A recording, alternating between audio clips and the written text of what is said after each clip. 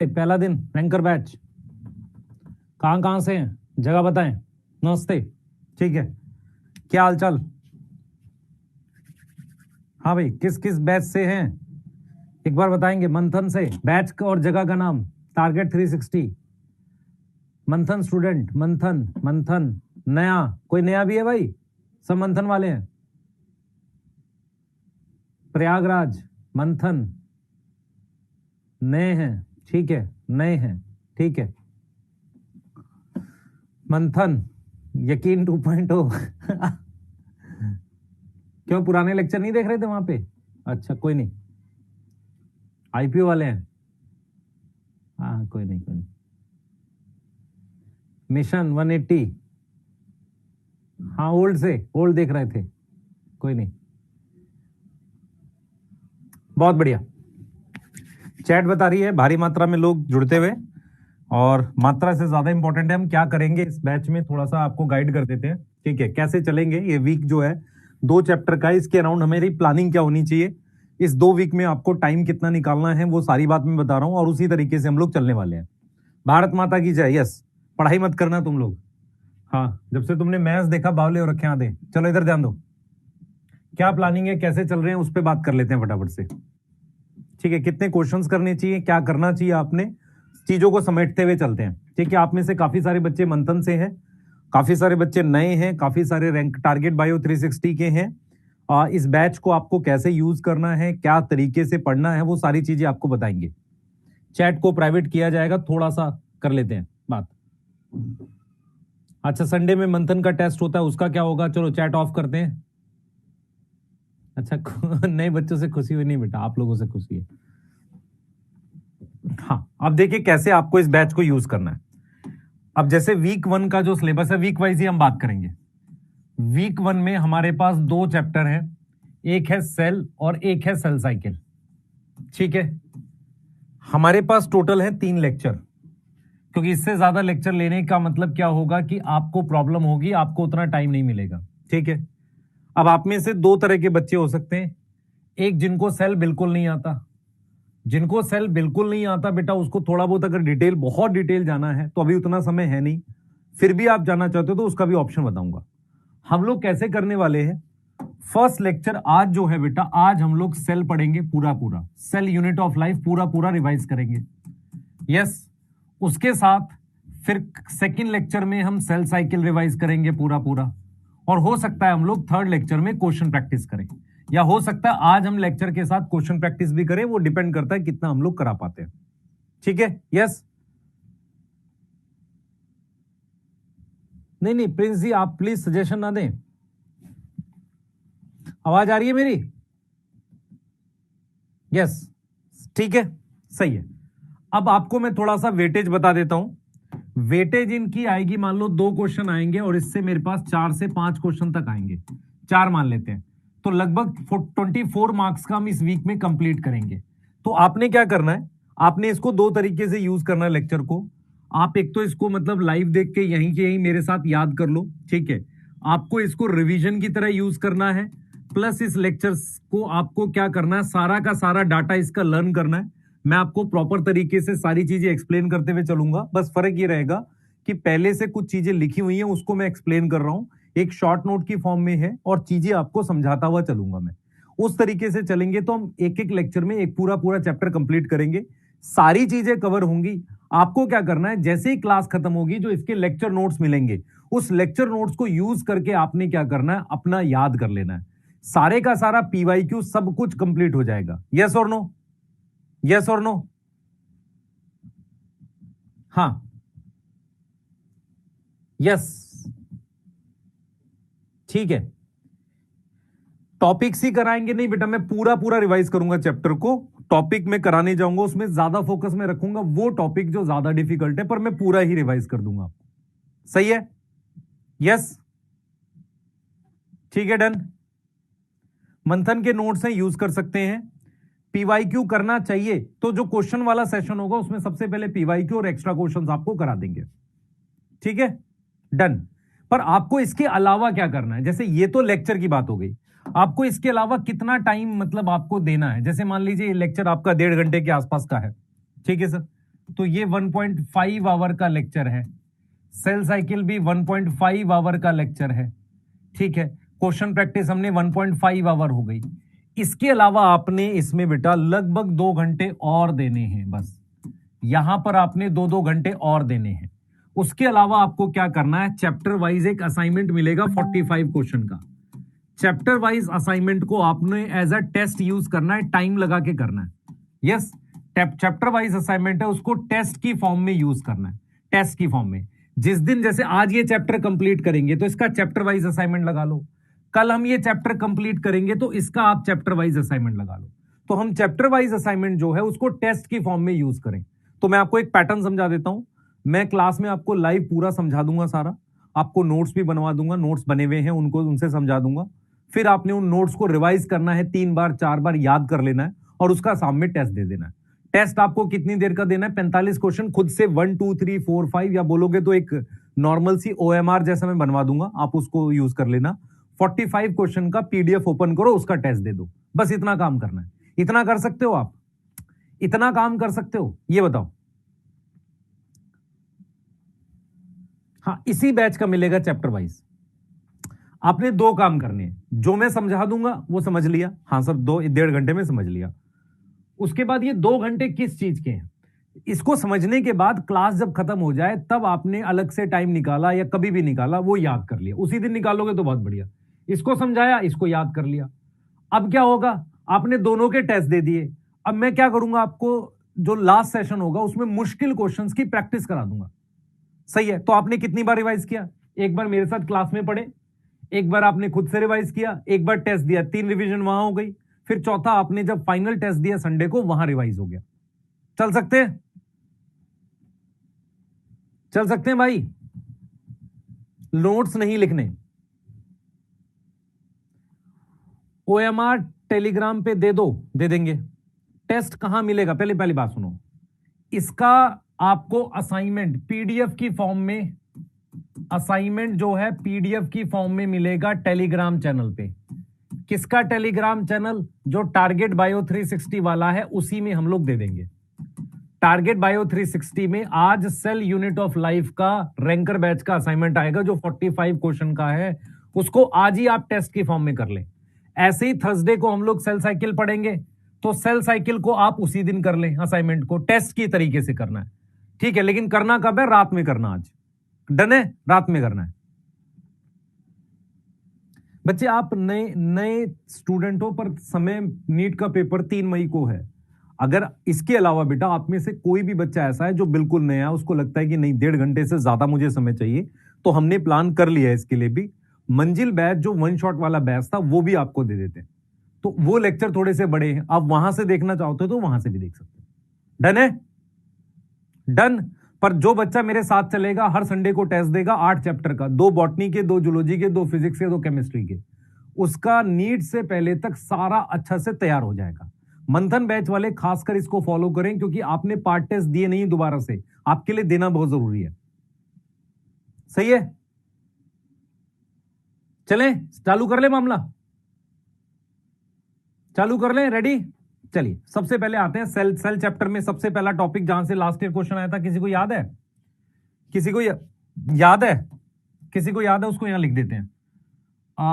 एक क्वेश्चन आया था 2025 में, रिडक्शनिस्ट बायोलॉजिस्ट। ये क्या होता है?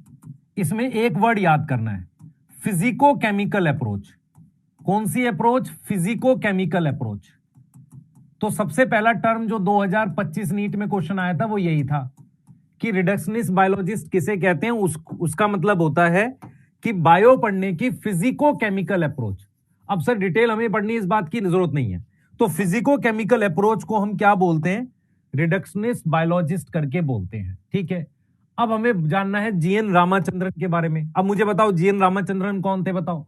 इन्होंने दिया था ट्रिपल हेलिक्स किसका? कोलेजन प्रोटीन का। बस इतनी बात याद रखो, कोलेजन प्रोटीन का। बेटा अगर आप ये इस चक्कर में पढ़ोगे सब रट ले नहीं, आप सिर्फ उतना पढ़ो जितना मैं करा रहा हूं इस बैच में।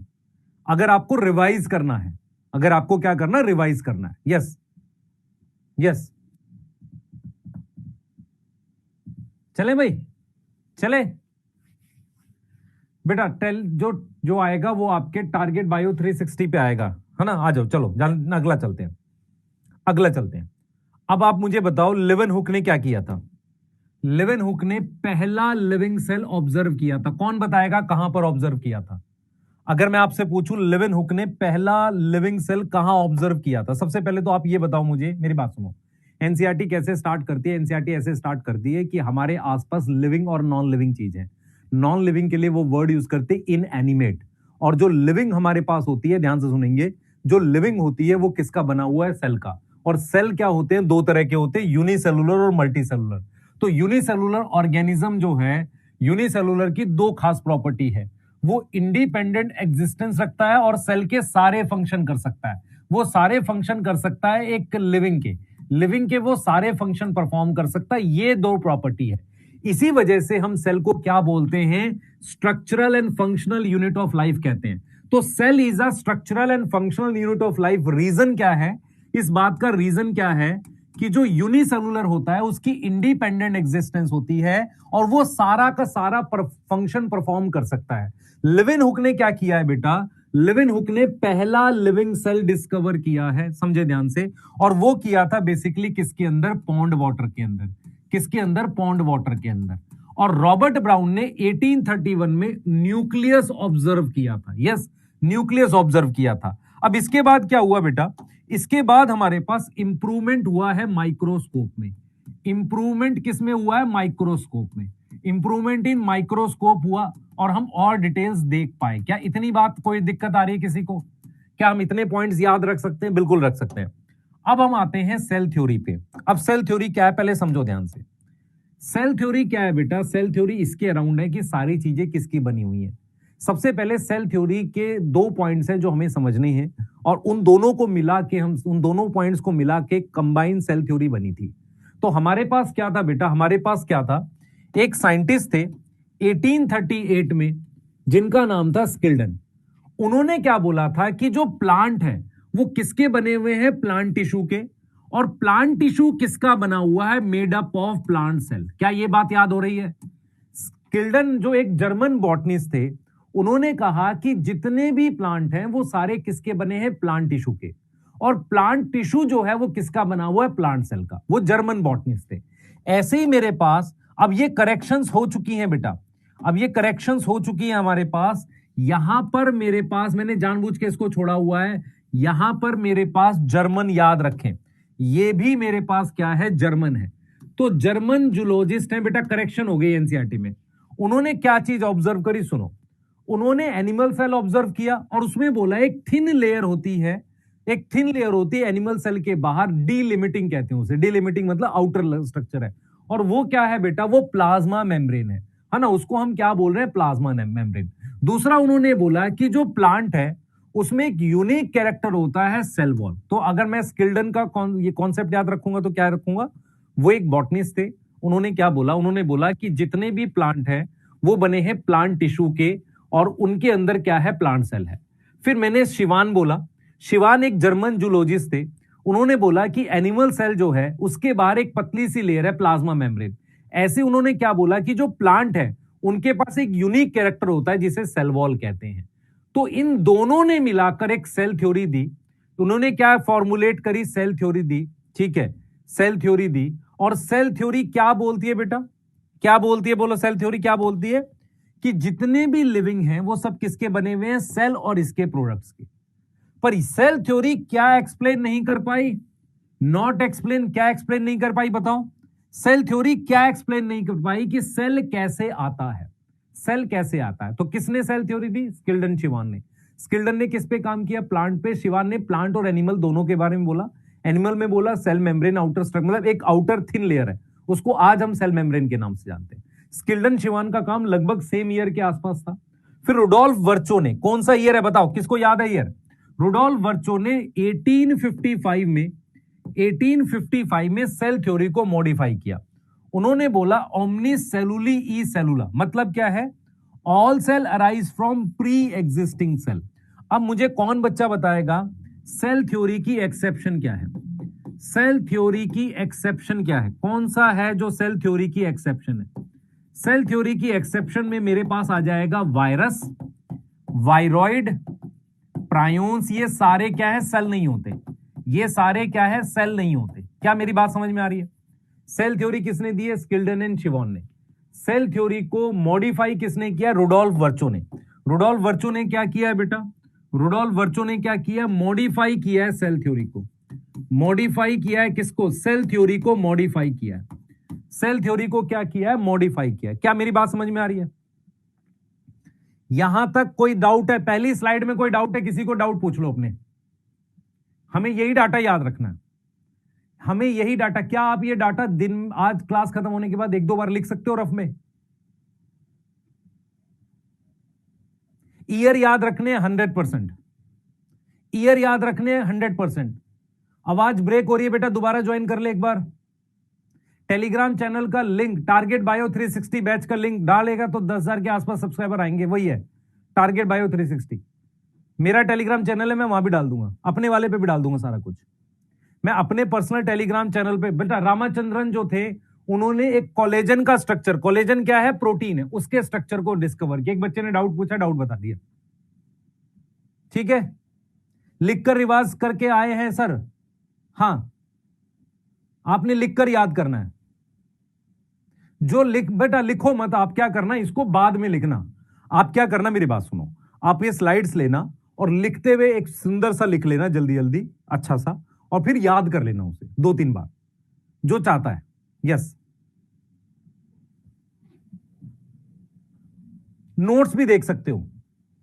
यस, रिडक्शनिस्ट बायोलॉजिस्ट क्या होता है बेटा? जो ऐसी अप्रोच रखते हैं, जैसे मान लो किसी भी सेल के अंदर कौन सा केमिकल है, सेल कैसे काम करता है। एक्चुअल में क्या हुआ था, जब देखो एनसीईआरटी ने कैसे लिखा हुआ है, एनसीईआरटी ने लिखा है कि बायो ऐसे इवॉल्व हुई थी कि शुरुआत में हम किसी भी चीज का स्ट्रक्चर पढ़ते थे, धीरे धीरे हम ये जानने लगे वो काम कैसे करते हैं, उसे कहते हैं फिजियोलॉजी, और हम ये जानने लगे वो मॉलिक्यूल्स लेवल पे कैसे काम करता है।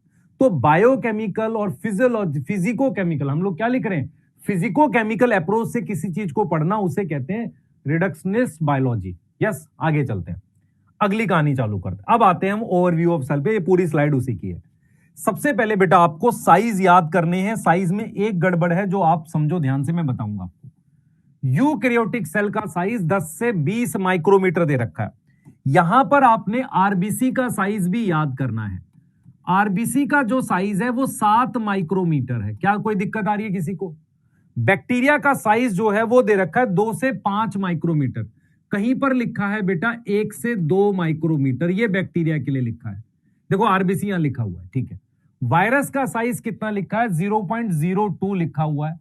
पीपीएलओ का 2 साइज लिखा हुआ है, 0.1 और 0.3। देखो 0.1 किसका है? पीपीएलओ का। ये माइक्रोमीटर में है, ये किसमें है बेटा? माइक्रोमीटर में। तो आप ध्यान से देखो, सबसे पहले मुझे याद करने हैं साइज। तो प्रोकैरियोटिक और यूकैरियोटिक में बड़ा साइज का कौन सा होता है? यूकैरियोटिक। आरबीसी का साइज लगभग 7 माइक्रोमीटर के आसपास होता है। ये जितनी भी यूनिट्स हैं बेटा, ये माइक्रोमीटर में दे रखी है, सही है। पीपीएलओ का साइज 0.1 दे रखा है और माइकोप्लाज्मा का क्या दे रखा है? 0.3 दे रखा है। ध्यान रखना ये वाली बातें, ठीक है सर। अब आते हैं हम शेप को लेके, ध्यान से सुनेंगे। एनसीईआरटी में एक डायग्राम दे रखा है, उस डायग्राम को चाहे कर लो और नहीं तो ध्यान से सुनो कैसे याद करना है। आरबीसी आपको पता होना चाहिए बाई कनकेव एंड राउंड होता है ना? राउंड और बाई कनकेव शेप होता है। डब्ल्यूबीसी अमीबॉइड है हमारे पास। कॉलुमनर एपिथेलियम ऐसी होती है बेटा, ऐसी। तो कॉलुमनर एपिथेलियम लॉन्ग और नैरो शेप होती है। न्यूरॉन लॉन्ग एंड ब्रांच है। ट्रैकिड इलोंगेटेड है। अब अगर मैं आपसे पूछूं ये क्वेश्चन, इसका कैसे आ सकता है साइज का? इसका क्वेश्चन आएगा मैच द फॉलोइंग में। किस में आएगा बेटा? इसका क्वेश्चन कैसे आएगा? इसका क्वेश्चन कैसे आएगा? मैच द फॉलोइंग आएगा, मैच द फॉलोइंग आ जाएगा। क्लियर है? इसका क्वेश्चन कैसे आएगा? मैच द फॉलोइंग आ जाएगा। ठीक है, यहां तक समझ में आ रहा है बच्चे? यहां देखो बैक्टीरिया में कहीं पर 3 से 5 लिखा हुआ है, कहीं पर 3 से 5 लिखा है, कहीं पर 2 साइज दे रखे हैं। ठीक है, इसका मैच द फॉलोइंग का क्वेश्चन आएगा। अब आते हैं बेटा प्रोकैरियोट और यूकैरियोटिक सेल में। ध्यान से सुनते हुए चलेंगे, पहले मेरी बात समझो। प्रोकैरियोटिक सेल जो थे बेटा वो पहले आए थे और उनमें वेल डिफाइंड न्यूक्लियस नहीं होता। प्रोकैरियोटिक सेल और यूकैरियोटिक सेल में कौन कौन से स्ट्रक्चर्स हैं जो उनमें है और हम उसमें देख सकते हैं। जैसे फॉर एग्जांपल प्रोकैरियोटिक सेल में सेल वॉल होती है, यस, सेल मेम्ब्रेन होती है, मीजोजोम्स होता है। देखो मीजोजोम सब में नहीं होता, नॉट ऑल, सब में नहीं होता। सेम फ्लैजिला भी सब में नहीं होता, यस, सुना, ये भी सब में नहीं होता। कौन सा ऐसा सेल है जिसमें सेल वॉल नहीं होती, बताओ, जिसमें सेल वॉल नहीं होती वो कौन है, कोई बता सकता है? बैक्टीरिया का सेल। माइकोप्लाज्मा में सेल वॉल नहीं है, तो माइकोप्लाज्मा में कोई सेल वॉल नहीं है, नो सेल वॉल। तो आपने क्या क्या देखना है बेटा, आपने ये देखना है कि प्रोकैरियोट्स में कौन कौन से स्ट्रक्चर है।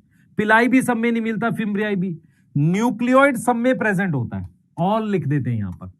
प्लाज्मिड भी सब में नहीं होता, राइबोसोम सब में होता है, क्रोमेटोफोर सब में नहीं होता। समझो ध्यान से, तो जो ऑल वाले हैं वो मैंने लिख दिए। ऑल वाले का मतलब है कि जो सब में होता है वो मैंने लिख दिया यहां पर। All cell, all bacteria cell जो है, ऑल सेल जो है बैक्टीरिया का, उसमें सेल मेम्ब्रेन मिलेगी, उसमें न्यूक्लियोइड मिलेगा, उसमें राइबोसोम मिल जाएगा। यस, उसमें क्या मिल जाएगा? राइबोसोम मिल जाएगा। मीजोसोम भी कंपलसरी नहीं है सब में हो। क्लियर है यहां तक? यहां तक क्लियर है। अब आते हैं प्लांट सेल और एनिमल सेल को। प्लांट सेल में सेल वॉल होती है, एनिमल सेल में सेल वॉल नहीं होती, सेल मेम्ब्रेन दोनों में होती है। फ्लैजिला जो है प्लांट सेल में भी पॉसिबल है, एनिमल सेल में भी पॉसिबल। स्पर्म में होता है, यहां किसमें होगा? ज़ूस्पोर में। ईआर दोनों में पॉसिबल है, गोल्जी दोनों में पॉसिबल है, राइबोसोम दोनों में पॉसिबल है। प्लांट सेल में वैक्यूल होता है, इसमें बहुत छोटा होता है। माइटोकॉन्ड्रिया दोनों में पॉसिबल है। प्लास्टिड इसमें होगा, इसमें नहीं होगा। साइटोस्केलेटल में, ध्यान से सुनेंगे, साइटोस्केलेटल में अगर मैं सेंट्रियोल की बात करता हूं, अगर साइटोस्केलेटल की बात करोगे, ये पॉइंट है जहां से डिफिकल्ट क्वेश्चन बनेगा, ये दोनों में होगा।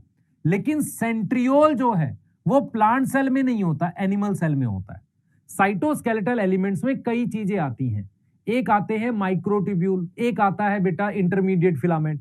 तो साइटोस्केलेटल दोनों में होगा, पर जो सेंट्रियोल है वो प्लांट में नहीं होगा, एनिमल में होगा। और अगर मैं वेल डिफाइंड न्यूक्लियस की बात करता हूं, तो वेल डिफाइंड न्यूक्लियस मेरे पास प्लांट में भी होगा और एनिमल में भी होगा।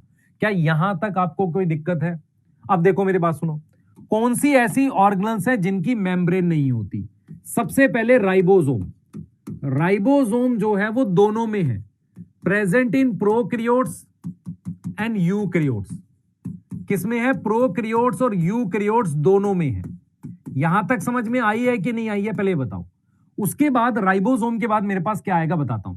राइबोसोम के बाद मेरे पास आएगा एक न्यूक्लियोलस। न्यूक्लियोलस, ठीक है, वो न्यूक्लियस में होता है। एक होता है सेंट्रियोल। सेंट्रियोल मेरे पास किसमें होगा? एनिमल सेल में। किसमें होगा? एनिमल सेल में। न्यूक्लियोलस किसमें होगा? यूकैरियोटिक सेल में। अगर मैं आपसे एक सवाल पूछूं, देखिए कितने बच्चे इसका आंसर कर पाते हैं। Without membrane organelle present in prokaryote and eukaryote, that is ribosome. Without membrane organelle present only in animal cell, that is centriole. Yes, without membrane organelle जो प्लांट सेल और एनिमल सेल दोनों में, that is nucleolus. क्या यह सवाल कर पाएंगे हम? क्या यह सवाल कर पाएंगे? मैं एक बार फिर रिपीट कर देता हूं, जो बच्चे जस्ट अभी जुड़े हैं, किसी भी बैच के हैं, आप मंथन के हैं या हैं, आज मैं असाइनमेंट सारे बैचेस में डाल दूंगा, अपने वाले में भी टेलीग्राम चैनल पे। आपको जो असाइनमेंट मिलेगा वो 45 क्वेश्चन का है, आपने उसको एज अ टेस्ट ट्रीट करना है। इस लेक्चर को खत्म होने के बाद ये नोट्स उठाने हैं, इधर उधर नहीं देखना। 1-1.5 घंटा उस नोट्स पर पूरा बिताना है, पूरा अच्छे से बिताना है, याद करना है लिख लिख के। सर मैं कुछ और बना दूं, बेटा बहुत पिटाई करूंगा अगर तू ऑफलाइन में होता। अगर इस वक्त तुम ऑफलाइन में मेरे आगे पढ़ रहे होते तो मैं पहले 1.5 घंटा ये 2 घंटा जो भी पढ़ाता इसको, और उसके बाद झापड़ मार मार के तुमको कहता पहले इसको याद कर, यहां से हिल मत जाइए। सीरियसली बता रहा हूं, उससे पहले हिलने नहीं देता किसी को, और फिर शाम में टेस्ट दिए बिना घर जाने नहीं देता।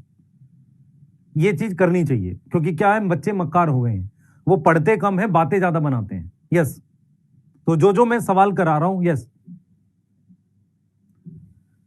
साइनो माइको नो फ्लैजिला, हाँ साइनो बैक्टीरिया, उसमें कोई फ्लैजिला नहीं होता। ठीक है, आ जाओ इधर ध्यान देंगे। सिंगल मेम्ब्रेन में क्या क्या आएगा बेटा? सिंगल मेम्ब्रेन में ईआर आएगा, गोल्जी आएगा, वैक्यूल आएगा, और बता दो कोई आता है? और वेसिकल्स आते हैं, लाइसोसोम्स आते हैं, माइक्रो बॉडीज जो होती हैं वो आ सकती हैं, माइक्रो बॉडीज में ही पेरोक्सिसोम्स आते हैं, वो आ सकते हैं। डबल मेम्ब्रेन में मेरे पास ईआर आता है, सॉरी डबल मेम्ब्रेन में मेरे पास आएगा माइटोकॉन्ड्रिया और प्लास्टिड्स। अब आपसे मैं एक सवाल पूछूंगा, कौन बच्चा बताएगा इस बात को? क्या हम न्यूक्लियस को एज अ ऑर्गेनल काउंट कर सकते हैं? बिल्कुल काउंट कर सकते हैं। न्यूक्लियस एज अ ऑर्गेनल होती है। तो ये वाली स्लाइड से कितने क्वेश्चन बन सकते हैं जरा देखो। सबसे पहला क्वेश्चन मैं आपसे पूछता हूं, सभी प्रकार के सेल में कॉमन स्ट्रक्चर जो मिलता जुलता है वो है सेल मेम्ब्रेन। प्रोकैरियोट और यूकैरियोट में मिलता जुलता है। तो कॉमन स्ट्रक्चर मैं यहां पर लिख देता हूं उसको, common in prokaryotes and eukaryotes. Common in prokaryotes and eukaryotes, बताओ जल्दी से, प्रोकैरियोट एंड यूकैरियोट में कॉमन क्या है बेटा? क्या है, कौन बताएगा? सर वो है हमारे पास सेल मेम्ब्रेन। वो हमारे पास क्या है? सेल मेम्ब्रेन है। वो हमारे पास क्या है? सेल मेम्ब्रेन है ना? वो हमारे पास क्या है? सेल मेम्ब्रेन है। क्या है? सेल मेम्ब्रेन है। यस और नो? ये कॉमन है प्रोकैरियोट और यूकैरियोट में। ये कॉमन है किसमें बेटा? प्रोकैरियोट और यूकैरियोट में कॉमन है। दूसरा डाटा, जो साइटोप्लाज्म है वो फ्लूइड है या सेमी फ्लूइड है? सेमी फ्लूइड मैट्रिक्स है। ये एनसीईआरटी में चेंज भी आया था। तो साइटोप्लाज्म क्या है? सेमी फ्लूइड मैट्रिक्स है। सेमी फ्लूइड मैट्रिक्स है। क्या ये बातें और ऐड कर सकते हैं हम? बिल्कुल कर सकते हैं। ठीक है, यस। यहां तक कोई दिक्कत आ रही है किसी को? हाँ भाई, यहां तक कोई दिक्कत आ रही है? बेटा मैं नहीं समझ रहा है, मैं कह रहा हूं structure wise common in prokaryotes and eukaryotes. Structure wise prokaryote में 70s होता है, प्रोकैरियोट में 70s होता है, यूकैरियोट में 80s होता है। मैं स्ट्रक्चर वाइज बात कर रहा हूं। ठीक है, यहां तक कोई दिक्कत? कोई एनसीईआरटी नहीं पढ़नी तुमने अभी। एनसीईआरटी को हाथ नहीं लगाना जब तक ना बोलूं। जब तक मैं आपको एनसीईआरटी मार्क करके ना दूं, हाथ नहीं लगा लेना। आपको ये नोट्स मिलेंगे, नोट्स याद करना है, बस बात खत्म। शाम में टेस्ट हो जाएगा। शाम में क्या हो जाएगा? टेस्ट हो जाएगा। चले आगे, चले। रील बना के दिखाऊं कि all data come from this note? मैं एक काम करूंगा, इस पे पीवाईक्यू लिख दूं, सारे आ रखे हैं, तब मानेगा? पढ़ ले, याद कर ले इसको। समय नहीं बचा है तेरे पास, एग्जाम बहुत पास आ गया है। सभी बच्चों से कह रहा हूं, समय के अनुसार आपको इन्हीं नोट्स को याद करना है और इन्हीं से पढ़ना है। यस, और जब आपका संडे को टेस्ट होगा, इन्हीं नोट्स से टेस्ट के लिए तैयारी करनी है। आपने 3 बार रिवाइज करना है। एक बार मैं करा रहा हूं, दूसरी बार आप खुद से याद करेंगे एक एक लाइन, तीसरी बार आप टेस्ट देंगे आज शाम में, चौथी बार आप क्या करेंगे बेटा? चौथी बार जब आप टेस्ट होगा ना संडे को, उससे पहले सैटरडे को रिवाइज कर रहे होंगे। डन है? यस। एक बार इसका एनसीईआरटी रिकॉल भी करा दूंगा, यूट्यूब पे एनसीईआरटी रिकॉल करा दूंगा। और बोलो, और बोलो। अब हम पढ़ने जा रहे हैं प्रोकैरियोटिक सेल। अब हम क्या पढ़ने जा रहे हैं? प्रोकैरियोटिक सेल पढ़ने जा रहे हैं। यस, यस, ठीक है, चलें, आ जाओ। पुराने नए नोट्स भाई सब यही हैं, आ जाओ। अब हम बात कर रहे हैं किसकी? प्रोकैरियोटिक सेल की बात कर रहे हैं। अब हम किसकी बात करने जा रहे हैं? प्रोकैरियोटिक सेल की बात करने जा रहे हैं। पूरा ध्यान मेरी तरफ रखेंगे सारे बच्चे। प्रोकैरियोटिक सेल एक बैक्टीरिया सेल होता है, उसमें बाहर से अंदर की तरफ जाते हैं। सबसे बाहर ग्लाइकोकैलिक्स होता है, इधर देख, सबसे बाहर ये ग्लाइकोकैलिक्स है, फिर सेल वॉल है, फिर सेल मेम्ब्रेन है। तीनों को मिला के हम क्या नाम देते हैं? कौन बताएगा? तीनों को मिला के हम क्या नाम देते हैं? सर तीनों को मिला के हम एक कॉमन नाम देते हैं, सेल एनवलप। क्या नाम देते हैं हम? सेल एनवलप नाम देते हैं। ठीक है, सेल एनवलप हम नाम देते हैं। फिर मेरे पास क्या है? सेल वॉल है। देखो ग्लाइकोकैलिक्स, सेल वॉल और ये तीनों को मिला के हम क्या नाम देते हैं? सेल एनवलप नाम देते हैं। ठीक है, फिर मेरे पास फ्लैजिला होता है, फिर मेरे पास पिलाई है। सही है, ये पिलाई है, थोड़ा सा बड़ा स्ट्रक्चर है। ये फिम्ब्रियाई है। फिम्ब्रियाई थोड़ा धागे जैसा होता है ज्यादा, और पिलाई ट्यूब जैसा होता है। उसके बाद हम अंदर चले गए, फिर हमारे पास प्लाज्मा मेम्ब्रेन की फोल्डिंग है, इसे मीजोजोम कह रहे हैं, जिन पे पिगमेंट्स लगे हुए हैं, क्रोमैटोफोर कह रहे हैं। उसके अलावा मेरे पास प्लाज्मिड होते हैं। ऐसा गोल गोल सा डीएनए होगा डबल स्टैंड, ऐसा गोल गोल सा डीएनए होगा डबल स्टैंड, प्लाज्मिड कहेंगे। उसके अलावा double standard DNA circular, nucleoid कह रहे हैं। उसके अलावा 70S राइबोसोम होता है और स्टोरेज स्ट्रक्चर होता है जिसको इंक्लूजन बॉडी कहते हैं। मेरे साथ याद करेंगे, सबसे बाहर होती है ग्लाइकोकैलिक्स, फिर होती है सेल वॉल, फिर प्लाज्मा मेम्ब्रेन। क्या सारे बैक्टीरिया में तीनों लेयर होती है? नहीं। इतनी चीज समझ में आ रही है। फिर हम आ जाते हैं अंदर, फिर हम अंदर आ जाते हैं, फिर हम बाहर रहते हैं, फ्लैजिला, फिम्ब्रियाई, पिलाई, फिर हमारे पास मीजोजोम्स है, क्रोमेटोफोर है। सबसे पहले हम लोग किसकी बात कर रहे हैं बेटा? आ जाओ। सबसे पहले हम किसकी बात कर रहे हैं? सेल एनवलप में। सेल एनवलप में किसकी बात कर रहे हैं? सबसे पहले हम बात कर रहे हैं ग्लाइकोकैलिक्स की। तो ग्लाइकोकैलिक्स बेटा क्या है? एक तरह का कार्बोहाइड्रेट होता है जिसको अपने क्या लिखते हैं? म्यूकोपॉलीसैकेराइड लिखते हैं। क्या लिखते हैं? म्यूकोपॉलीसैकेराइड लिखते हैं। कोई दिक्कत आ रही है किसी को? नहीं। ये दो तरह का होता है। अगर ये थिक होगा और हार्ड होगा तो इसको कहते हैं कैप्सूल, ठीक है। और ये अगर लूज होगा और स्लाइमी होगा तो उसको कहते हैं क्या? Slime layer. क्या बोलते हैं? स्लाइम लेयर कहते हैं। क्या इतनी बात कर सकते हैं? ग्लाइकोकैलिक्स के बाद सेकंड लेयर पे मेरे पास आती है सेल वॉल। सेल वॉल जो है बेटा, सेल वॉल कैसा स्ट्रक्चर होता है? रिजिड होता है। रिजिड होता है। क्या देता है? कैसा होता है? रिजिड होता है। गिव शेप, शेप देता है, सपोर्ट देता है। और क्या करता है बेटा? प्रिवेंट करता है फटने से सेल को, प्रिवेंट करता है बर्स्टिंग। प्रिवेंट क्या करता है? बर्स्टिंग प्रिवेंट करता है। सेल वॉल किसकी बनी है बैक्टीरिया की? बताओ। सेल वॉल किसकी बनी है? पेप्टाइडोग्लाइकन की। किसकी बनी है? पेप्टाइडोग्लाइकन की। यस और नो? पेप्टाइडोग्लाइकन की। ध्यान से सुनेंगे। सेल वॉल किसकी बनी है? पेप्टाइडोग्लाइकन की। हमारे पास ध्यान से देखेंगे, माइकोप्लाज्मा में कोई सेल वॉल नहीं होती। माइकोप्लाज्मा में कोई सेल वॉल नहीं है। No cell wall. कोई सेल वॉल नहीं है माइकोप्लाज्मा में। क्या मेरी बात समझ पा रहे हो? माइकोप्लाज्मा में कोई सेल वॉल नहीं है। अब आपके पास तीसरी लेयर है मेरे पास, कौन सी? Plasma membrane. प्लाज्मा मेम्ब्रेन बेटा एनसीईआरटी क्या लिखती है? Selectively permeable. किसकी बनी है? Lipid bilayer. लिपिड की बाइलेयर है। कैसे है बेटा? सिलेक्टिव परमिएबल है।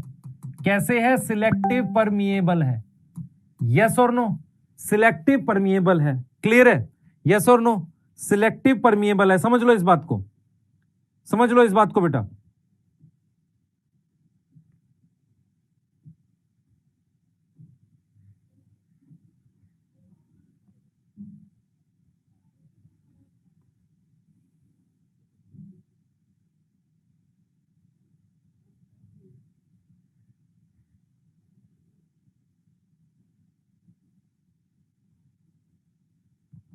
ठीक है, यहां तक समझ में आ गया? अब मेरी बात ध्यान से सुनेंगे सारे बच्चे। लिपिड बाइलेयर है, सिलेक्टिव परमिएबल है। अब मुझे बताओ ग्राम नेगेटिव और ग्राम पॉजिटिव किसके आधार पर है? On the basis of thickness of cell envelope. Basis of thickness किसकी? थिकनेस ऑफ किसकी? सेल एनवलप की। अगर सेल एनवलप की थिकनेस के हिसाब से देखेंगे तो हमारे पास दो तरह का आएगा बैक्टीरिया। एक आएगा ग्राम पॉजिटिव और एक आएगा ग्राम नेगेटिव। ग्राम पॉजिटिव वो होता है बेटा जो रिटेन करता है स्टेन। जो क्या करता है? रिटेन करता है स्टेन। और ये क्या करता है? लूज करता है स्टेन। यस और नो? यहां तक कोई दिक्कत है? पहले बता दो, यहां तक कोई दिक्कत है? वॉइस क्रैक क्यों कर रही है बेटा? वॉइस क्रैक क्यों कर रही है? थोड़ा सा ठीक कर देता हूं। थिकनेस ऑफ सेल एनवलप, यहां तक कोई दिक्कत है? पहले बताओ, याद हो जाएगा? आ जाते हैं। फ्लैजिला, फ्लैजिला क्या पार्ट है उसके बताओ? Flagella made up of protein. किसका बना है? प्रोटीन का नाम नहीं करना हमने। उसमें बेसल बॉडी है, हुक है और फिलामेंट है। एक बात जो इसको अलग करती है उससे, यूकैरियोट से, वो इसका स्ट्रक्चर है पहले तो, ठीक है। दूसरी चीज बेटा, फ्लैजिला क्या है? किससे बाहर आता है? Come out from cell wall. किससे बाहर आता है? सर सेल वॉल से बाहर आता है। किससे बाहर आता है फ्लैजिला? सर सेल वॉल से बाहर आता है। यह बात लिखी है कि नहीं लिखी? दूसरा, अगर प्रेजेंट होगा तो बैक्टीरिया होगा मोटाइल, और एब्सेंट होगा तो क्या होगा, नॉन मोटाइल। अब नॉन मोटाइल के कौन कौन से एग्जाम्पल आपको याद रखने हैं बैक्टीरिया में? एक आपको याद रखना है साइनोबैक्टीरिया, एक आपको याद रखना है कोकस, सही है, साइनोबैक्टीरिया, कोकस, इवन माइकोप्लाज्मा, इनमें फ्लैजिला नहीं होता। अच्छा, कौन बच्चा बताएगा कि फ्लैजिला का क्या वेरी करता है? फ्लैजिला का नंबर और अरेंजमेंट वेरी करता है। फ्लैजिला का क्या वेरी करता है? Very number and arrangement. Flagella का नंबर और अरेंजमेंट वेरी करता है। क्या मेरी बात समझ में आ रही है? सर ये दो चीजें वेरी करती हैं। अब आते हैं पिलाई। पिलाई सिर्फ याद रखो ट्यूब जैसा है, ट्यूब लाइक, और ये ब्रिशल शेप। ये क्या है बेटा? इसका स्पेशल रोल है, स्पेशल प्रोटीन का बना हुआ है, ठीक है। ये क्या करता है? अटैचमेंट किस पर? Attachment on substratum, on substratum, substratum पर अटैचमेंट में हेल्प करता है। क्या मेरी बात समझ में आ रही है? यस यस यस, क्या मेरी बात समझ में आ रही है? याद करो साथ के साथ पिटाई। अगर तुम बैठे हो तो ना दही जापड़, आगे बैठे हुए 2-3 बच्चों को ऐसे चटाक चटाक याद, जल्दी सुना, ऐसे याद करो साथ के साथ। ऐसे वाली क्लास चाहिए, ऐसे देखने वाली, याद कर, रफ लेके बैठ, लिख जल्दी जल्दी, गंदी गंदी राइट, रफ लेके बैठ, कोई दिक्कत नहीं है। स्पेशल प्रोटीन का बना है। किसमें हेल्प करता है बेटा? इसके पास हेल्प इन सेक्सुअल रिप्रोडक्शन। याद करो कॉन्जुगेशन में हेल्प करता है। किसमें हेल्प करता है? कॉन्जुगेशन में। क्या लिख सकते हैं सर जी? कॉन्जुगेशन लिख दो, बढ़िया लग रहा है, अच्छा लग रहा है हमें भी। मीजोजोम्स, मीजोजोम्स किसकी इनफोल्डिंग है बताओ? मीजोजोम्स किसकी इनफोल्डिंग है, जल्दी बताओ। मीजोजोम्स किसकी इनफोल्डिंग है, बताओ जल्दी बेटा। बच्चे ये इसके लिए लिखा है, हाँ ये इसके लिए लिखा है, ध्यान रखना। मीजोजोम्स किसकी इनफोल्डिंग है? सर इनफोल्डिंग है प्लाज्मा मेम्ब्रेन की, इनफोल्डिंग ऑफ प्लाज्मा मेम्ब्रेन। हाँ सर, इनफोल्डिंग है प्लाज्मा मेम्ब्रेन की, इनफोल्डिंग है। हाँ सर ठीक है, इनफोल्डिंग है प्लाज्मा मेम्ब्रेन की, ठीक हो गया सर। अब क्या क्या क्या क्या, क्या करता है बेटा? देखो रोल क्या क्या है। इसकी शेप कौन सी है? एक इसकी शेप है ट्यूब्यूल, एक है वेसिकल, और कैसी शेप है? और कैसी है? लेमिली, लेमिली शेप है। ये शेप हो गई, ठीक है। ये क्या हो गई? ये शेप हो गई।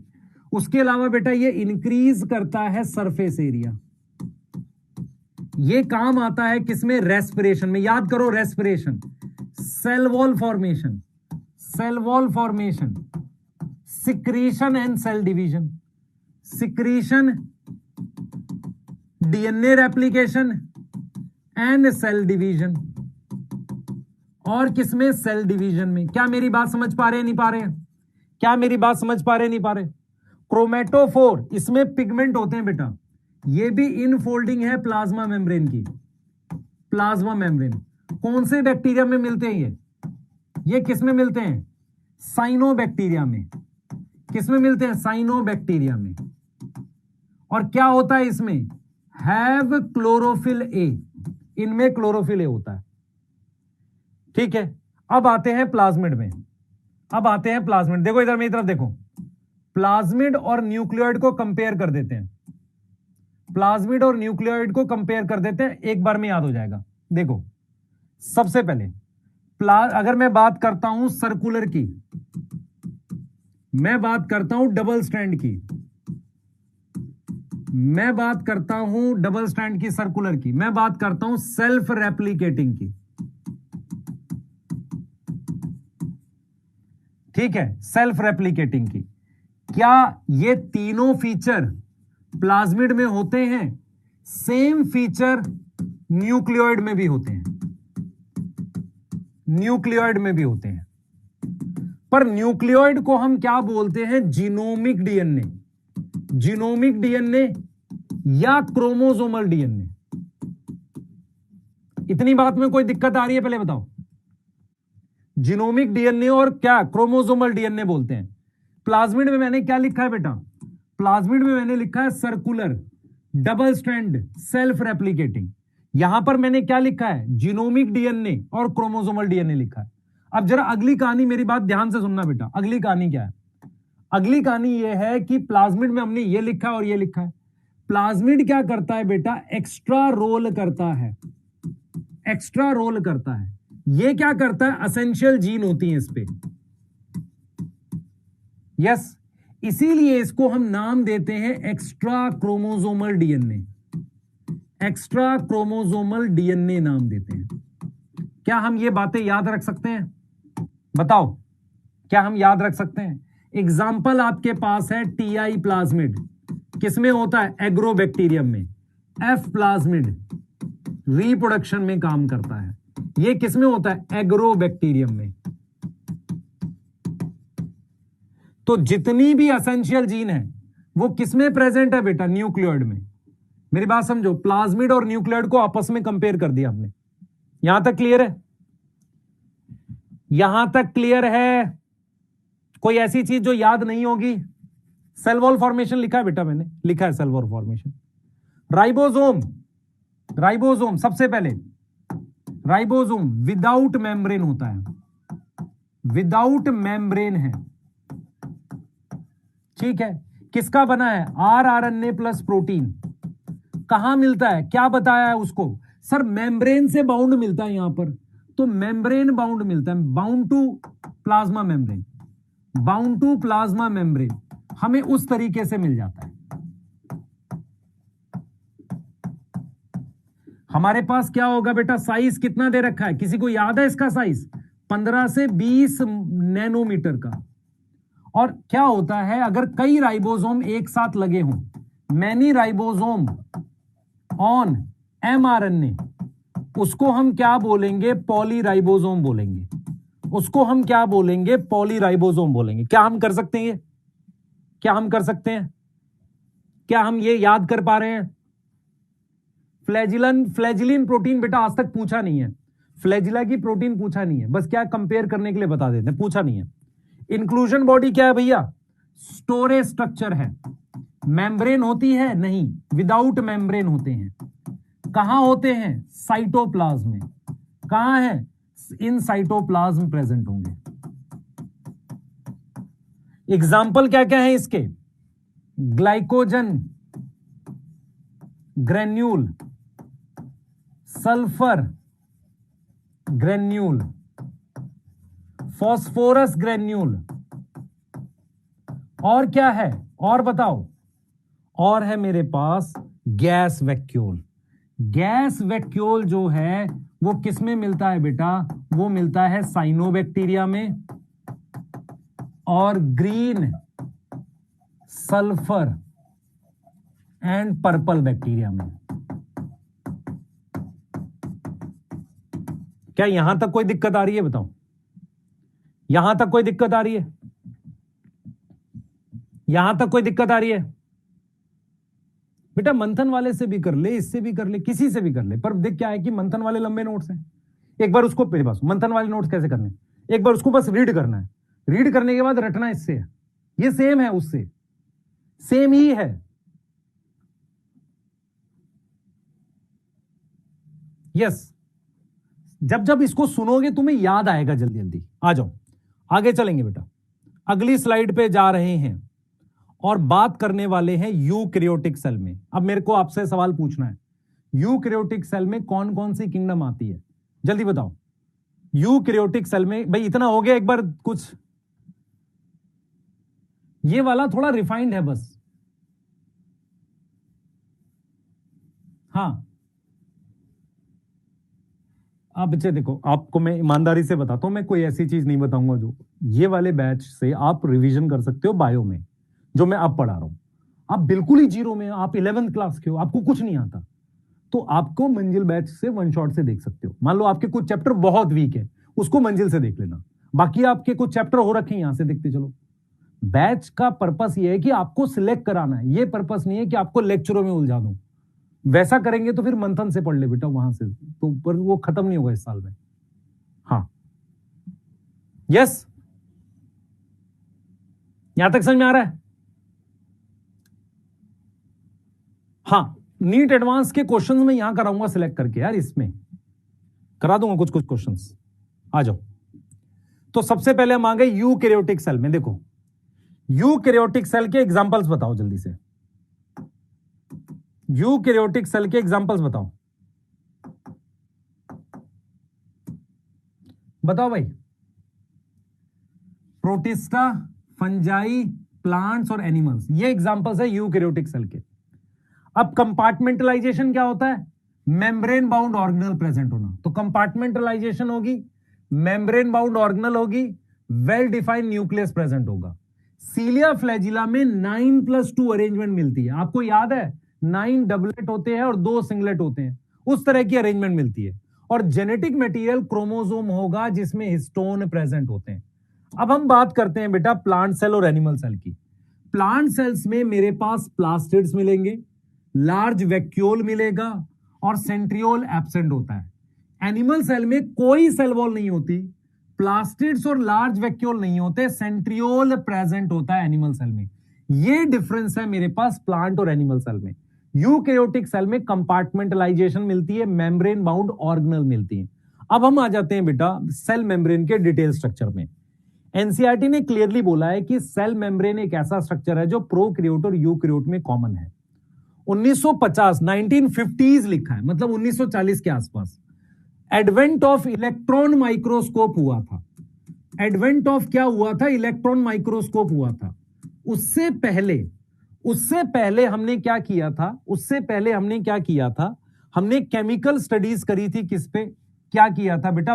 केमिकल स्टडीज करी थी किस पे? तो before advent of electron microscope हमने क्या किया था? मेम्ब्रेन को केमिकली स्टडी किया था। मेम्ब्रेन को कैसे स्टडी किया? केमिकली स्टडी किया। क्या मेरी बात समझ में आ रही है? तो जब हमने मेम्ब्रेन को स्टडी किया तो हमने क्या देखा? हमने देखा कि मेम्ब्रेन जो है वो लिपिड की बनी हुई है, और वो जो लिपिड है वो ऐसे अरेंज है। इधर देख बेटा, मेम्ब्रेन जो है वो लिपिड की बनी हुई है, और लिपिड ऐसे अरेंज है कि ये इसका पोलर हेड है, ये बाहर की तरफ है, और जो टेल है हाइड्रोफोबिक वो अंदर की तरफ है। तो पोलर हेड आउटर साइड में, हाइड्रोफोबिक टेल जो है इनसाइड में है। अब यहां पर एक चीज आपको ध्यान रखनी पड़ेगी, लिपिड दो तरीके का है। कौन कौन सा है? एक है मेरे पास फॉस्फोलिपिड, इसके अलावा मेरे पास क्या है बेटा? इसके अलावा मेरे पास है कोलेस्ट्रॉल। आपको याद आ रहा है? लिपिड दो तरीके का है, एक है मेरे पास फॉस्फोलिपिड, एक मेरे पास है फॉस्फोलिपिड। अब मैं आपसे एक सवाल पूछता हूं, कौन सा लिपिड है जो बाइलेयर बनाएगा ऐसे, जिसमें हाइड्रोफोबिक पार्ट इनर की साइड है और पोलर हेड जो है वो आउटर की साइड है? कौन सा लिपिड है? फॉस्फोलिपिड। और फॉस्फोलिपिड में भी याद कर लो एक डाटा है, लेसिथीन होता है। कौन सा होता है? लेसिथीन होता है। यस और नो? यस। अब हमने क्या देखा बेटा? कोलेस्ट्रॉल जो है वो मेम्ब्रेन में प्रेजेंट होता है। कोलेस्ट्रॉल कहां प्रेजेंट होता है? कोलेस्ट्रॉल भी मेम्ब्रेन में प्रेजेंट होता है, पर वो ये नहीं बनाता, लिपिड बाइलेयर नहीं बनाता। ठीक है। फिर क्या हुआ? आरबीसी में और बायोकेमिकल स्टडी की गई तो पता ये चला कि लिपिड 40% है, प्रोटीन 52 है, और बचा हुआ मेरे पास 8% कार्बोहाइड्रेट हो सकता है। क्लियर है? कार्बोहाइड्रेट हो सकता है। अब हमने जब मेम्ब्रेन का स्ट्रक्चर देखा तो देखिए, ये मेरे पास मेम्ब्रेन का स्ट्रक्चर है, सारे बच्चे देखेंगे, ये मेरे पास मेम्ब्रेन का स्ट्रक्चर है। यस और नो? ये मेरे पास मेम्ब्रेन का स्ट्रक्चर है। तो जब हम मेम्ब्रेन का स्ट्रक्चर बनाते हैं जो इस तरीके का है, तो इसमें मुझे दो तरह की प्रोटीन दिखती है। एक प्रोटीन दिखती है जो अंदर गई हुई है, पार्शली और फुली बरीड है। एक प्रोटीन दिखती है जो सरफेस पर है। ये वाली जो प्रोटीन है दोनों, जो फुली बरीड है, कैसी है बेटा? फुली बरीड है, अंदर है मेम्ब्रेन के। और ये वाली कैसी है? पार्शली बरीड है। ये कैसी है? पार्शली बरीड है। इन दोनों को मिलाकर हम क्या बोलते हैं? इंटीग्रल प्रोटीन बोलते हैं। क्या बोलते हैं? इंटीग्रल प्रोटीन बोलते हैं। क्या मेरी बात समझ में आ रही है? क्या मेरी बात समझ में आ रही है? जल्दी बताओ बेटा, क्या मेरी बात समझ में आ रही है? यस। अब मैं आपसे कह रहा हूं, अगर प्रोटीन पर शुगर लगी हुई है तो उसको आपने क्या बोलेंगे? उसको अपने क्या बोलेंगे? ग्लाइकोप्रोटीन बोलेंगे। क्या बोलेंगे? ग्लाइकोप्रोटीन। कब बोलेंगे? जब मेरे पास शुगर इस पे लगी हो। यस। और अगर लिपिड पे शुगर लगी हो, लिपिड पे शुगर लगी हो ऐसे, तो इसको क्या बोलेंगे? ये शुगर है बेटा, तो इसको क्या बोलेंगे? ग्लाइकोलिपिड। क्या बोलेंगे? ग्लाइकोलिपिड। यहां तक कोई दिक्कत है? तो हमने क्या बोला है? लिपिड 40% है, 52% ये है। On the basis of ease of extraction, integral जो होती है वो आसानी से निकल जाती है, पेरिफेरल सरफेस पर होती है। इंटीग्रल जो होती है बेटा वो कैसी होती है? इंटीग्रल क्या होती कैसी होती है बता दिए, यहां पर देखो। What is integral? Partially buried है या फुली बरीड है? यस। पेरिफेरल सरफेस पर होती है, आसानी से हट जाती है। यस। अगर शुगर लगा है, देखो ये भी शुगर है बेटा, ये शुगर लगा है लिपिड पे तो ग्लाइकोलिपिड, शुगर लगा है प्रोटीन पर तो ग्लाइकोप्रोटीन। ये देखो ये ग्लाइकोप्रोटीन बन रही है, ये ग्लाइकोलिपिड है। यस, क्लियर है? अब हम क्या कह रहे हैं बेटा? अब हम ये कह रहे हैं कि एक इंप्रूव मॉडल दिया था 1972 में सिंगल एंड निकोलसन ने। उस मॉडल का नाम है फ्लूइड मोज़ेक मॉडल। उस मॉडल की मेन प्रॉपर्टी क्या थी? मेन प्रॉपर्टी ये थी कि plasma membrane quasi fluid nature का होता है। प्लाज्मा मेम्ब्रेन कैसा होता है? क्वासी फ्लूइड नेचर का होता है। और जो लिपिड है ना, उसकी ऐसे लेटरल मूवमेंट पॉसिबल है। लेटरल मूवमेंट मतलब ऐसे मूव कर सकता है, सही है, लेटरल मूवमेंट। इस एबिलिटी को हम क्या बोलते हैं बेटा? सुने ध्यान से, सॉरी मैं लिपिड कह रहा हूं, क्वासी फ्लूइड लिपिड होता है। लेटरल मूवमेंट पॉसिबल है किसकी? प्रोटीन की। प्रोटीन की इस एबिलिटी को हम क्या बोलते हैं? फ्लूइडिटी। आपको क्या समझना है? मोस्ट एक्सेप्टेड मॉडल 1972 में आया सिंगर एंड निकोलसन। उसने बोला मेम्ब्रेन क्वासी फ्लूइड नेचर की है। क्वासी फ्लूइड नेचर की वजह से मेम्ब्रेन के अंदर प्रोटीन ऐसे लेटरल मूव कर सकती है। इस एबिलिटी को अपने क्या बोलेंगे? फ्लूइडिटी। क्या बोलेंगे? फ्लूइडिटी बोलेंगे। क्या याद हो रहा है? अब फ्लूइड नेचर एक्सप्लेन करता है कुछ बातें और। Explain also. फ्लूइड नेचर क्या एक्सप्लेन करता है? प्रोटीन लेटरली मूव कर सकती है। लेटरली मतलब ये जो प्रोटीन है ये मेम्ब्रेन में ऐसे मूव कर सकती है। उसके बाद हम ये कह रहे हैं कि इससे मुझे क्या पता चल रही है? Cell growth, intercellular junction, secretion, endocytosis, cell division.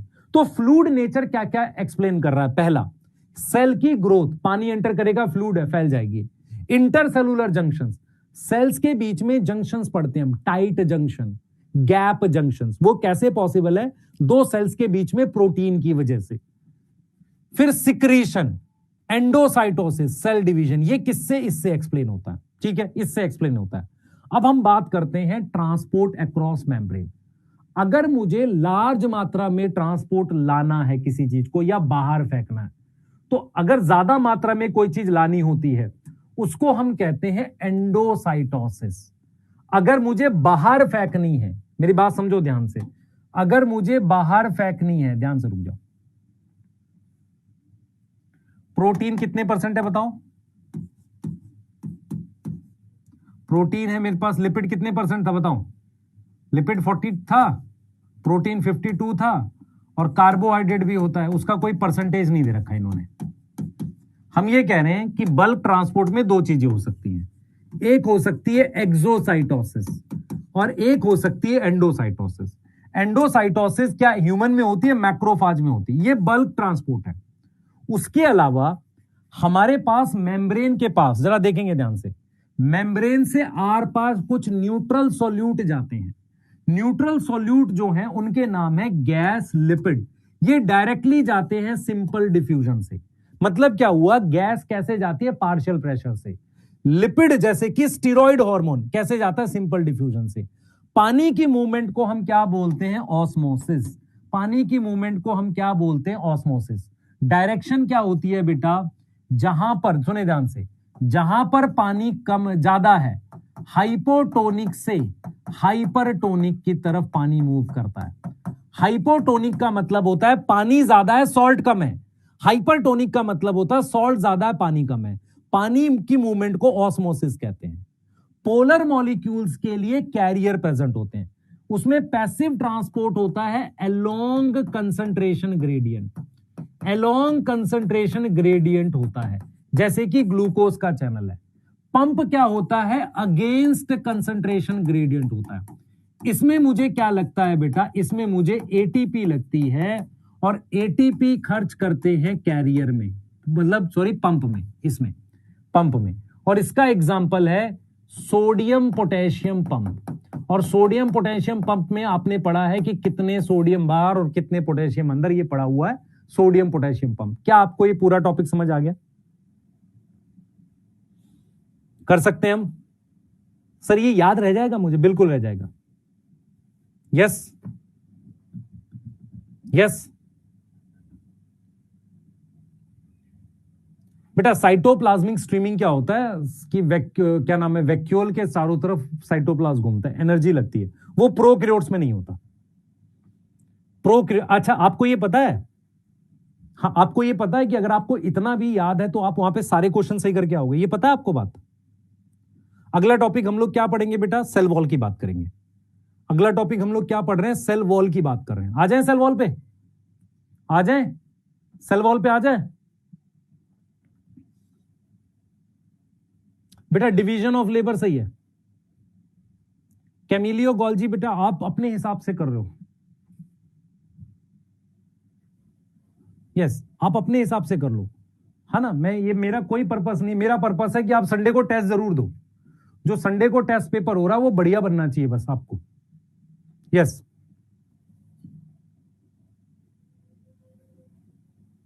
ठीक है, यस संडे वाला टेस्ट बढ़िया होना चाहिए। मैं आपके लोगों के साथ हूं बेटा, ऐसा नहीं है कि हम कुछ ऐसा करेंगे जो आपके लिए खराब होगा, नहीं।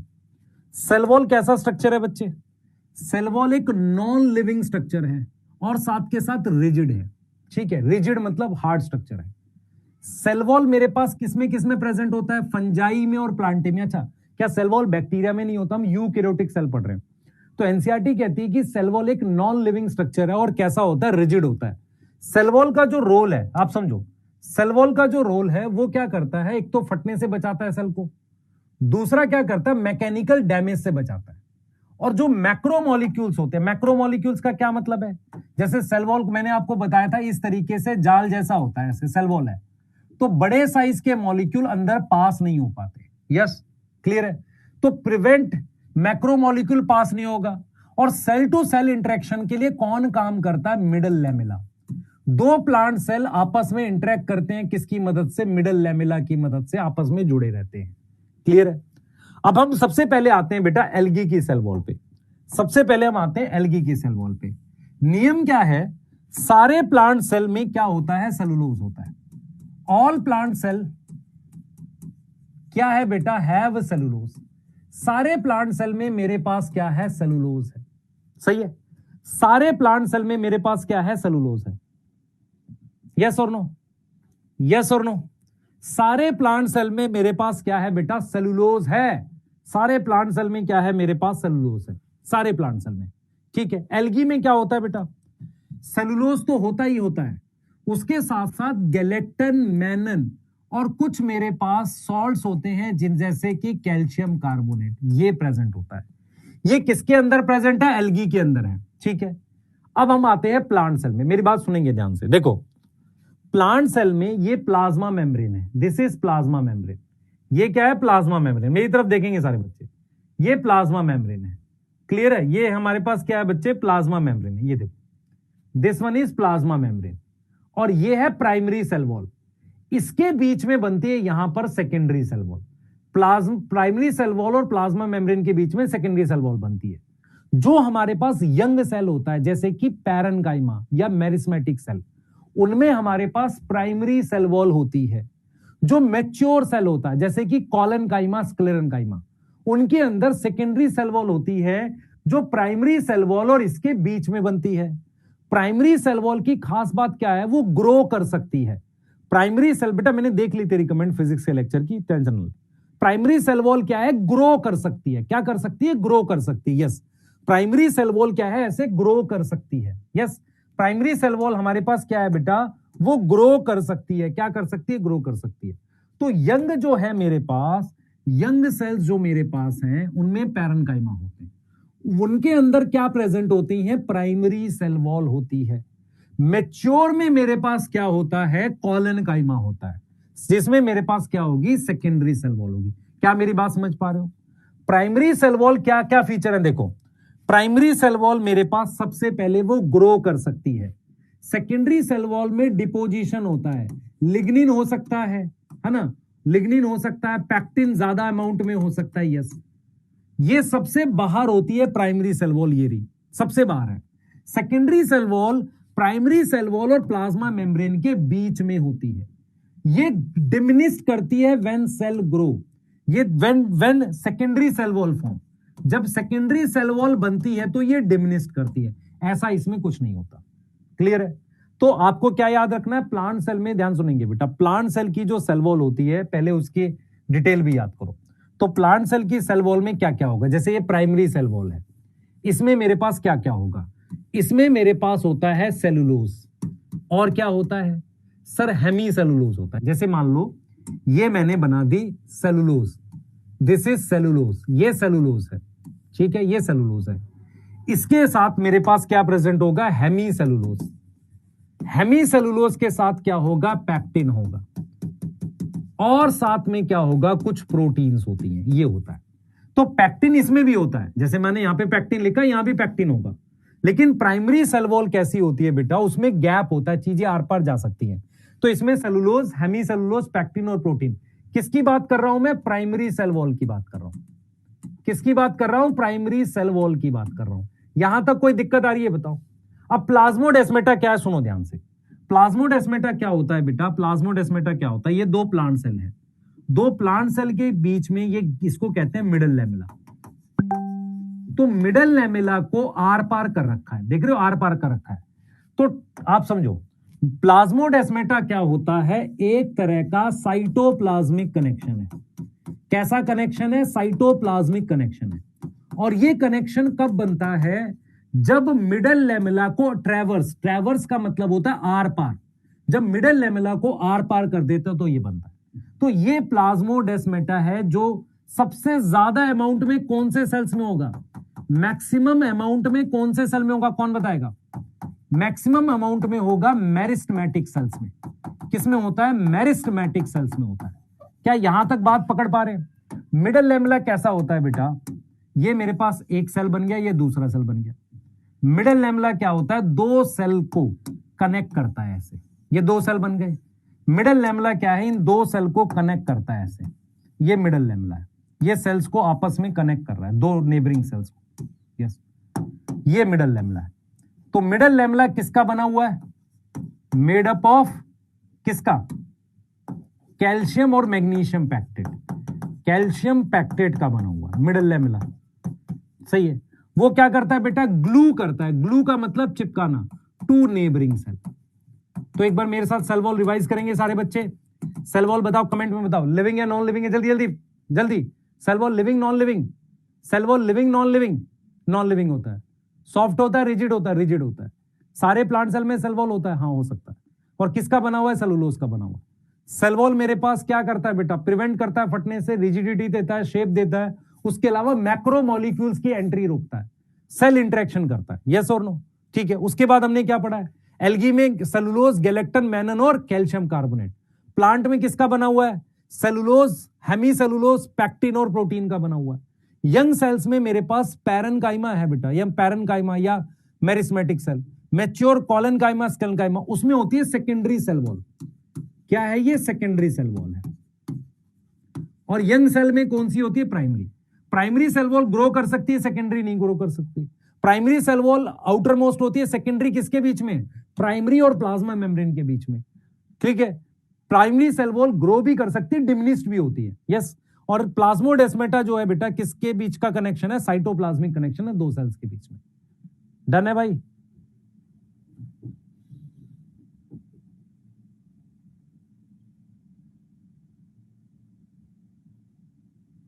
बच्चे आप लोग इतना सवाल क्यों पूछते हो, आप नोट्स याद कर लो। मान लो आपके पास नोट्स याद कर लिया, मेरी बात सुनो, हम जब टाइम कब बचता है तो किस अप्रोच से जाते हैं, मिनिमम अप्रोच से। मैंने नोट्स याद कर लिए, मैंने टेस्ट भी दे लिया, अब मेरे पास टाइम बचा है तो रीड कर लेंगे एनसीईआरटी, नहीं बचा तो हम उसके थ्रू जाएंगे। अब तुम मैक्सिमम अप्रोच के साथ हिट थोड़ी कर पाओगे। वो अप्रोच कब थी, अक्टूबर में, सितंबर में, यस। मैं बुक तुझे बताऊं हसन, ये बुक से ज्यादा मेहनत का काम है भाई, ये नोट्स जो लिखे हुए हैं, इस नोट्स में सब कुछ है, यही लोग बेच रहे हैं भाई बाहर। आ जाए, एंडो मेम्ब्रेन सिस्टम पढ़ते हैं, एंडो मेम्ब्रेन सिस्टम पढ़ते हैं भाई। हाँ, पैसे देने हैं, दे दे यार कुछ पैसे। हाँ, गाड़ी खरीद दो, मैं भी डिफेंडर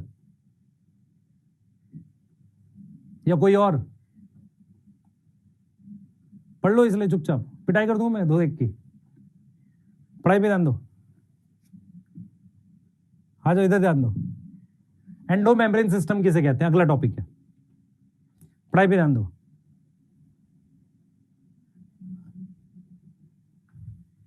पढ़ाई सिलेक्ट नहीं होना है, नोट्स चाहिए, एनसीईआरटी पढ़ लेंगे। अरे सिलेक्ट होना भाई, अब क्यों परेशान है। हाँ, पढ़ाई पे ध्यान दे। पता नहीं तुझे क्यों रिसर्च करनी है, करने थे जो लोग कर रहे हैं रिसर्च। रिसर्च से सिलेक्शन नहीं होंगे, तेरे सिलेक्शन के लिए तुझे रिसर्च करनी है, पढ़ाई कर, मेहनत कर। एंडो मेम्ब्रेन सिस्टम क्या होता है, सुन ध्यान से। हमने ये देखा है कि जो गोल्जी है, ईआर लाइसोसोम है, इनका फंक्शन आपस में कोऑर्डिनेटेड है, इन्हें मिलाकर हम कहते हैं एंडो मेम्ब्रेन सिस्टम। मैं फिर रिपीट कर रहा हूं, गोल्जी, ईआर, लाइसोसोम, वैक्यूल, इन सब में मेम्ब्रेन होती है और इनका फंक्शन कोऑर्डिनेटेड है, ये एंडो मेम्ब्रेन सिस्टम है। सही है, एंडो मेम्ब्रेन सिस्टम है। जैसे आरईआर से गोल्जी बॉडी बनती है, उससे वेसिकल और लाइसोसोम बनते हैं। मेरी बात समझ में आ रही है, क्लियर है। अब जरा आगे की कहानी सुनो ध्यान से, आगे की कहानी सुनो। मेरे पास पेरोक्सीसोम्स, माइटोकॉन्ड्रिया है ना, और क्लोरोप्लास्ट, और हमारे पास क्या है, क्लोरोप्लास्ट। पेरोक्सीसोम, माइटोकॉन्ड्रिया, क्लोरोप्लास्ट, इनके फंक्शन कोऑर्डिनेटेड नहीं है। इनके क्या function, not coordinated, function not coordinated. तो क्या ये एंडो मेम्ब्रेन सिस्टम है, क्या ये एंडो मेम्ब्रेन सिस्टम है? नहीं, बस इतना सा पूछेगा सवाल आपसे, नॉट एंडो मेम्ब्रेन सिस्टम। आसान सवाल आएगा तो पूछेगा कौन एंडो मेम्ब्रेन सिस्टम नहीं है, असर्शन रीजन पूछेगा तो यही पूछेगा क्यों नहीं है एंडो मेम्ब्रेन सिस्टम, क्यों नहीं है, क्योंकि फंक्शन कोऑर्डिनेटेड नहीं है। क्लियर है, फंक्शन कोऑर्डिनेटेड नहीं है। अब हम सबसे पहले बेटा नेक्स्ट ऑर्गेनल पढ़ रहे हैं, उसका नाम है एंडोप्लाज्मिक रेटिकुलम। ध्यान से सुनेंगे, हम जब क्या करते हैं, ध्यान सुनेंगे, जब हम इलेक्ट्रॉन माइक्रोस्कोप में देखते हैं सेल को, जब हम इलेक्ट्रॉन माइक्रोस्कोप में सेल को देखते हैं तो हमारे पास सेल के अंदर नेटवर्क दिखता है उसका, ट्यूब्स का। सेल के अंदर नेटवर्क दिखता है ट्यूब्स का। सेल के अंदर मुझे क्या दिखता है, नेटवर्क दिखता है, नेटवर्क दिखता है ट्यूब्स का। ऐसा ट्यूब का एक नेटवर्क दिखता है। तो नेटवर्क ऑफ रेटिक मतलब मेम्ब्रेन का एक नेटवर्क दिखता है जो साइटोप्लाज्म में फैला हुआ। तो एंडो मेम्ब्रेन सिस्टम क्या हो, सॉरी एंडोप्लाज्मिक रेटिकुलम क्या होता है बेटा, मेरे पास एक नेटवर्क ऑफ मेम्ब्रेन दिखता है किसके अंदर, इलेक्ट्रॉन माइक्रोस्कोप में जब हम देखते हैं। सही है, वो जो एंडोप्लाज्मिक रेटिकुलम है वो साइटोप्लाज्म को डिवाइड करता है दो चैम्बर में। डिवाइड करता है किसमें, दो चैम्बर में डिवाइड करता है साइटोप्लाज्म को, दो चैम्बर बना देता है। उस दो चैम्बर का मतलब है एक जो ईआर के अंदर है, जैसे ये वाला, इसको अपने कहेंगे ल्यूमिनल चैम्बर। इसको अपने क्या बोलेंगे बेटा, इसको अपने क्या बोलेंगे, ल्यूमिनल चैम्बर बोलेंगे।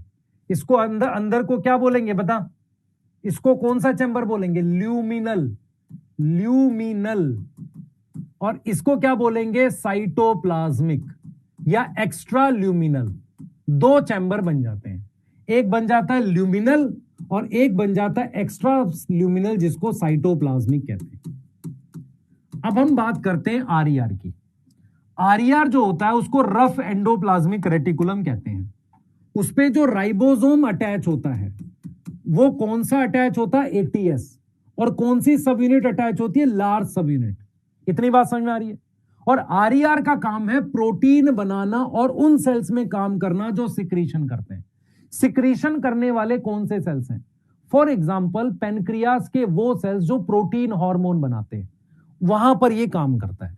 एससीआर जो होता है वो विदाउट राइबोसोम होता है। इसका काम होता है lipid synthesis, steroid synthesis, detoxification, इसके अलावा बेटा हम लोग जो लिपोप्रोटीन है उसके लिए भी यहीं पर बनाते हैं, लिपोप्रोटीन। इसके अलावा एनसीईआरटी ने ऐड किया था ग्लाइकोजन सिंथेसिस। कहां लिखा है ग्लाइकोजन सिंथेसिस? ग्लाइकोजन सिंथेसिस लिखा है बेटा समरी में। ये काम कौन करता है? ये काम एससीआर करता है। क्लियर है? डिटॉक्सिफिकेशन करता है, लिपिड सिंथेसिस करता है, स्टीरॉयड हार्मोन बनाता है। लिपोप्रोटीन बनाने में भी ये मदद करते हैं बेटा, लिपोप्रोटीन बनाने में भी एससीआर क्या है? मदद करते हैं। क्लियर है?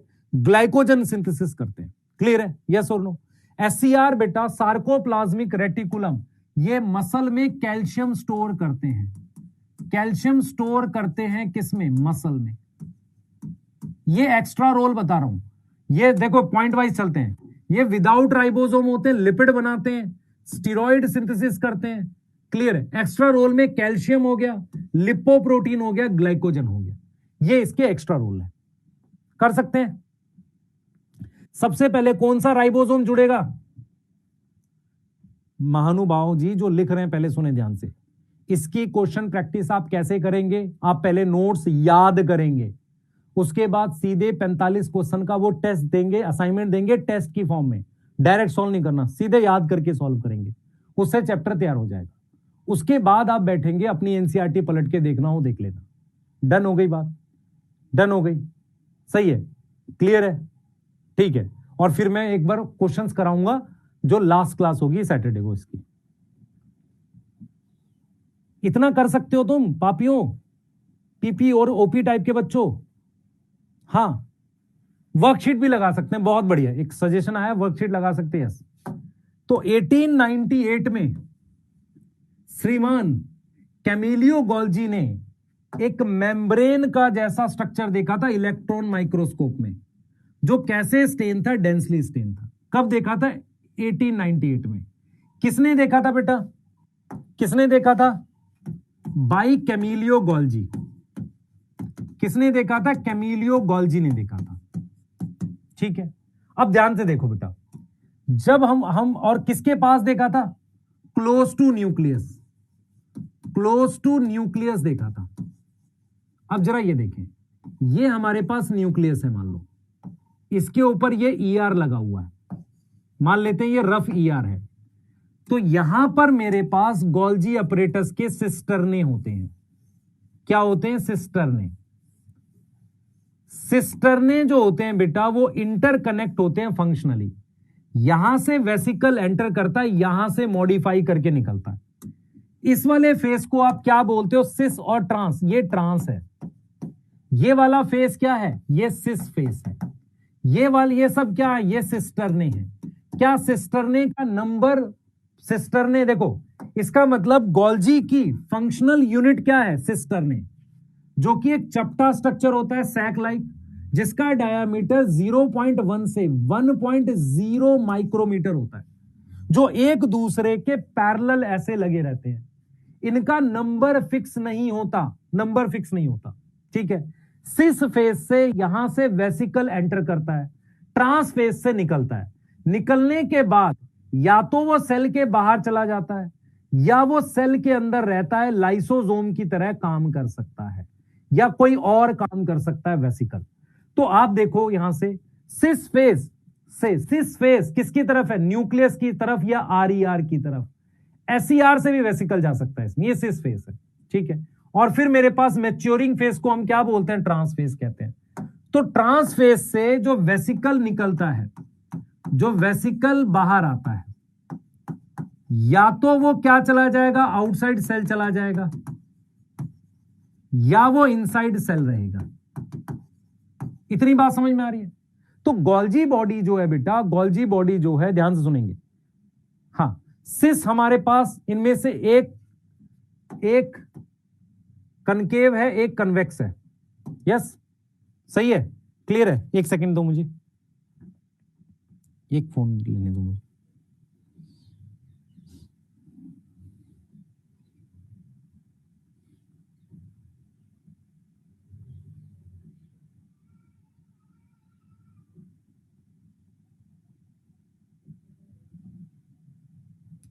ठीक है, आ जाओ। देखो इसका काम क्या क्या है। सबसे पहला काम है इसका पैकेजिंग करना। पैकेजिंग कैसे? ये जो ट्रांस फेज है बेटा, ट्रांस फेज है, यहां से वेसिकल बाहर निकलता है, ठीक है। दूसरा काम है इसका ग्लाइकोलिपिड, जो मान लो लिपिड आया उसमें शुगर जोड़ दिया, है ना, प्रोटीन आया उसमें शुगर जोड़ दिया, लिपिड आया उसमें शुगर जोड़ दिया, तो ये शुगर ऐड करता है, इसलिए ग्लाइकोलिपिड और ग्लाइकोप्रोटीन बना सकता है।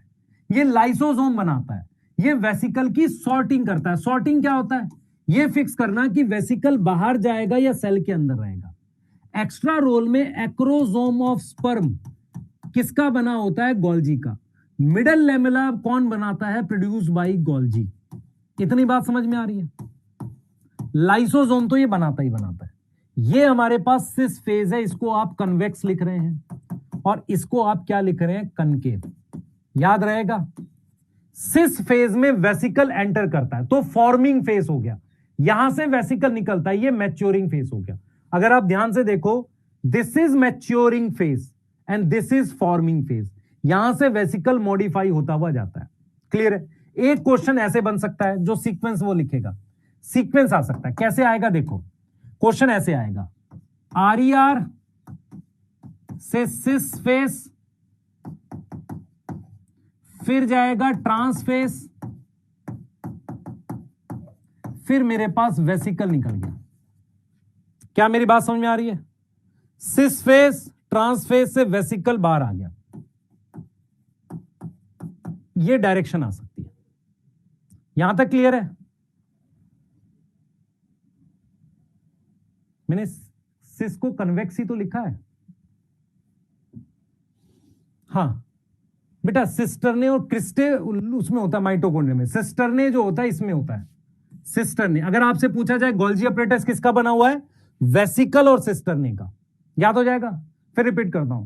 कैमिलियो गोल्जी ने 1898 में एक मेम्ब्रेन लाइक रेटिकुलर स्ट्रक्चर देखा था क्लोज टू न्यूक्लियस, और उसको वो डेंसली स्टेन हुआ, तो उसको कहते हैं गोल्जी अपरेटस। गोल्जी अपरेटस में बहुत सारे पैरेलली लगे हुए सिस्टरने प्रेजेंट होते हैं। सिस्टरने में मेरे पास एक पोलैरिटी होती है, डायरेक्शन होती है। सिस फेज पे वेसिकल घुसता है, ट्रांस से निकलता है। सिस फेज को बोलते हैं फॉर्मिंग फेज, ट्रांस फेज को बोलते हैं मैच्योरिंग फेज। याद हो रहा है? नहीं हो रहा? गोल्जी अपरेटस का काम क्या है कि जो ईआर से प्रोटीन आई है उस पर शुगर जोड़ देना, ग्लाइकोप्रोटीन जोड़ देना। जो ईआर से लिपिड आया उस पर शुगर जोड़ना, ग्लाइकोलिपिड जोड़ देना। उसके अलावा वो क्या करता है? पैकेज करता है। पैकेजिंग मतलब फाइनल पैकेजिंग करता है। उसके अलावा सॉर्टिंग करता है, कहां जाएगा वेसिकल, ये करता है। लाइसोसोम बनाता है। एक्स्ट्रा रोल में मेरे पास है एक्रोसोम और मिडल लेमेला, जिसे हम सेल प्लेट कहते हैं, वो कौन बनाता है? गोल्जी अपरेटस बनाता है। इसके बाद हम आते हैं बेटा, हम बात करते हैं लाइसोसोम की। ध्यान से सुनेंगे, हम बात करते हैं लाइसोसोम की। सबसे पहले याद रखो, लाइसोसोम एक वेसिकुलर स्ट्रक्चर है। वेसिकुलर स्ट्रक्चर का मतलब सिंगल मेम्ब्रेन का बना हुआ वेसिकल है। याद हो जाएगा? ये किससे बनता है बेटा? ये गोल्जी अपरेटस से बनता है। ये किससे बनता है? गोल्जी अपरेटस से बनता है लाइसोसोम। सही है? क्लियर है? लाइसोसोम किससे बनता है? गोल्जी अपरेटस से। ठीक है? ये कैसा होता है? वेसिकल टाइप होता है। दूसरा, ये क्या करता है बेटा? लाइसोसोम इनसाइड सेल डाइजेशन करता है। इनसाइड सेल डाइजेशन करता है, इसको कहते हैं इंट्रासेलुलर डाइजेशन। किसके अंदर? अमीबा और मैक्रोफाज के अंदर। क्लियर है? इसके पास हाइड्रोलिटिक एंजाइम होते हैं। हाइड्रोलिटिक एंजाइम का क्या मतलब होता है? ये वो एंजाइम होते हैं जो पानी की प्रेजेंस में बॉन्ड तोड़ेंगे। और किस पीएच पे काम करते हैं? एसिडिक पीएच पे काम करते हैं। जैसे न्यूक्लियस, तो इसका मतलब ये डाइजेस्ट करता है क्या क्या? डाइजेस्ट करता है न्यूक्लिक एसिड को, कार्बोहाइड्रेट को, प्रोटीन को और लिपिड को। प्रोटीन को और लिपिड को, इनको डाइजेस्ट करता है। क्या मेरी बात समझ में आ रही है? इनको डाइजेस्ट करता है। क्लियर है? इनको डाइजेस्ट करता है। लाइव चैट का ऑप्शन है, पर तुम्हारी चैट बंद कर रखी है मैंने भाई। हाँ, चैट अभी खोली है। पीएच बेटा अराउंड 2 के आसपास होता है, या 5 तो बहुत ज्यादा हो गया। वैक्यूल, वैक्यूल क्या है? वैक्यूल 5 होता है, हो सकता है। वैक्यूल क्या है बेटा? मेम्ब्रेन बाउंड स्पेस है। मेम्ब्रेन बाउंड स्पेस है। जैसे हम लोग क्या करते हैं, घर में स्टोर हाउस बना देते हैं ना, वैसे। तो एक तरीके से किस लिए होगा बेटा? एक तरीके से किस लिए होगा? किस लिए होगा? फॉर एक्सक्रीशन एंड स्टोरेज किसी चीज को स्टोर करना है, एक्सक्रीशन करना है, ये सब के लिए, ठीक है। प्रोकैरियोट्स में एक वैक्यूल होता है, उसे गैस वैक्यूल कहते हैं। गैस वैक्यूल में लिपिड बाई लेयर नहीं होती, नॉट लिपिड की bilayer as a membrane. Yes. Food vacuole क्या होता है, सुनेंगे ध्यान से। फूड वैक्यूल जो होता है वो किस में होता है बेटा, अमीबा में होगा, मैक्रोफाज में होगा। फूड वैक्यूल क्या होता है समझो ध्यान से। फूड वैक्यूल कैसे बनता है, जैसे ये अमीबा है, इसमें ये एंडोसाइटोसिस हो गई। एंडोसाइटोसिस से मेरे पास क्या बनता है, फूड वैक्यूल बनता है। तो अमीबा मैक्रोफाइज इसमें होगा। अब देखो कॉन्ट्रेक्टाइल वैक्यूल किस में होता है, यूनिसेलुलर फ्रेश वाटर वालों में, जैसे कि अमीबा और यूग्लिना में। अमीबा और यूग्लिना में होता है। अब ये क्या करता है बेटा, ये दो काम करता है। ये क्या करता है, दो काम करता है। अमीबा और यूग्लिना में है, ये दो काम करता है। क्या करेगा दो काम, ये करता है ऑस्मो रेगुलेशन एंड एक्सक्रीशन। होता क्या है कि फ्रेश वाटर में पानी एंटर कर जाता है, फ्रेश वाटर में सेल क्या करता है, इनटेक करता है वाटर, इनटेक कर लेता है वाटर को। तो ऑस्मो रेगुलेशन और एक्सक्रीशन इसके लिए ये यूज होता है। ऑस्मो रेगुलेशन और एक्सक्रीशन के लिए यूज होता है। यहां तक क्लियर है। चैट मैं ऑफ कर रहा हूं बच्चे, मैं ऑफ करता हूं, ठीक है। अब 5 होगा बच्चे, पीएच 5 होगा, सॉरी।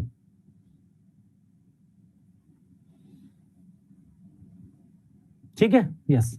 अब एक पूछ रहा है सर मंथन बैच में क्या करूंगा, बहुत पिटाई करूंगा तेरी मैं किस दिन। तेरे को इस बैच में क्यों डाला है, ताकि तू प्रैक्टिस कर सके, और तुझे मंथन भी अलग चला दूं। अच्छा, घर आ जाऊं तेरे, मैं दे आऊं पेपर तेरी जगह, तू मत करिए कुछ भी। सैफ वैक्यूल क्या होता है, मेरी बात समझो ध्यान से। ये मेरे पास प्लांट सेल है, उसके अंदर ये सैफ वैक्यूल है। सैफ वैक्यूल क्या करता है बेटा, समझो। सैफ वैक्यूल में चैनल और पंप होते हैं, सही है। सैफ वैक्यूल की मेम्ब्रेन को हम क्या बोलते हैं, टोनोप्लास्ट। एक चीज और याद रखना बेटा, tonoplast is a membrane of vacuole. Normally सारे वैक्यूल के लिए बोल सकते हैं, पर स्पेसिफिकली मेंशन करते हैं हम किसको, सैफ वैक्यूल को। सैफ वैक्यूल किस में होता है, प्लांट सेल में होता है, और इसकी जो मेम्ब्रेन है उसको टोनोप्लास्ट कहते हैं। उसमें चैनल और पंप होते हैं, ताकि कीप आयन कंसंट्रेशन हाई। किसके अंदर हाई रखेंगे, इनसाइड वैक्यूल। तो इनसाइड वैक्यूल आयन की कंसंट्रेशन हाई होती है। कंसंट्रेशन यहां हाई होगी बेटा, कंसंट्रेशन हाई होती है किसके कंपैरिजन में, साइटोप्लाज्म के कंपैरिजन में। तो 4 तरह के वैक्यूल है, gas vacuole, food vacuole, contractile vacuole, Saif vacuole. ये 4 तरह के वैक्यूल हैं हमारे पास। क्लियर है।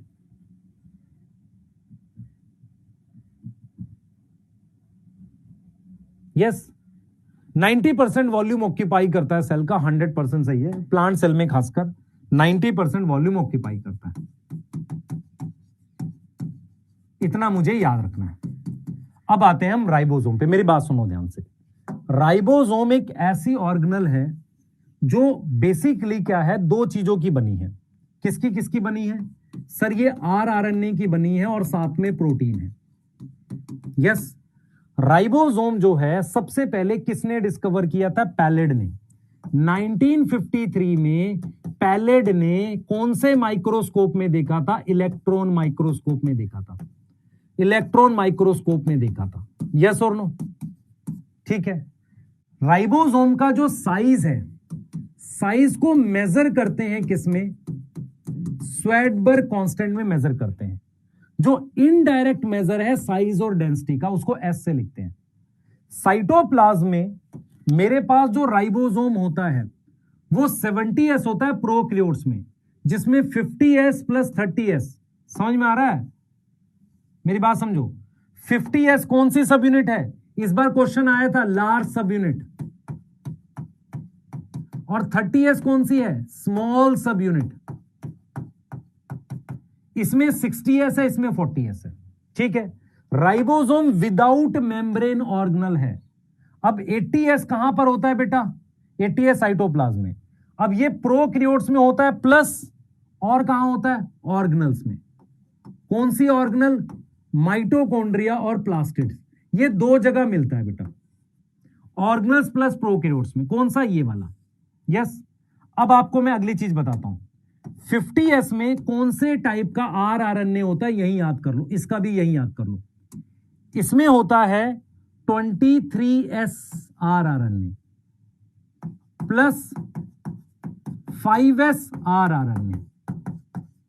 इसमें होता है कौन सा स्मॉल सब यूनिट है, कौन सा करेंगे बताओ जल्दी। इसमें होता है 16S का RNA, कर पाओगे? 60S है बेटा, 60S लार्ज सब यूनिट, यही सब यूनिट ER से अटैच होती है। इसमें कौन सा RNA होगा बताओ? 28S RNA, उसके अलावा 5S और 5.8S। 40S में स्मॉल सब यूनिट, इसमें होगा कौन सा? 18S। क्या हम ये डाटा याद कर सकते हैं? ये कहां चाहिए मुझे? मॉलिक्यूलर में, यही याद कर लो। ये मुझे कहां यूज होगा? Use in molecular genetics, molecular basis में यूज होगा। क्या ये डाटा हम यही याद कर लेंगे? बिल्कुल। अब इसमें से राइबोजाइम पता है किसी को? 23S and 28S, they are ribozyme. Ribozyme मतलब RNA act as enzyme. Yes, हाँ भाई, कुछ कुछ आ रहा है, सिर्फ तोता उड़ रहा है? कुछ कुछ आ रहा है कि सिर्फ तोता उड़ रहा है?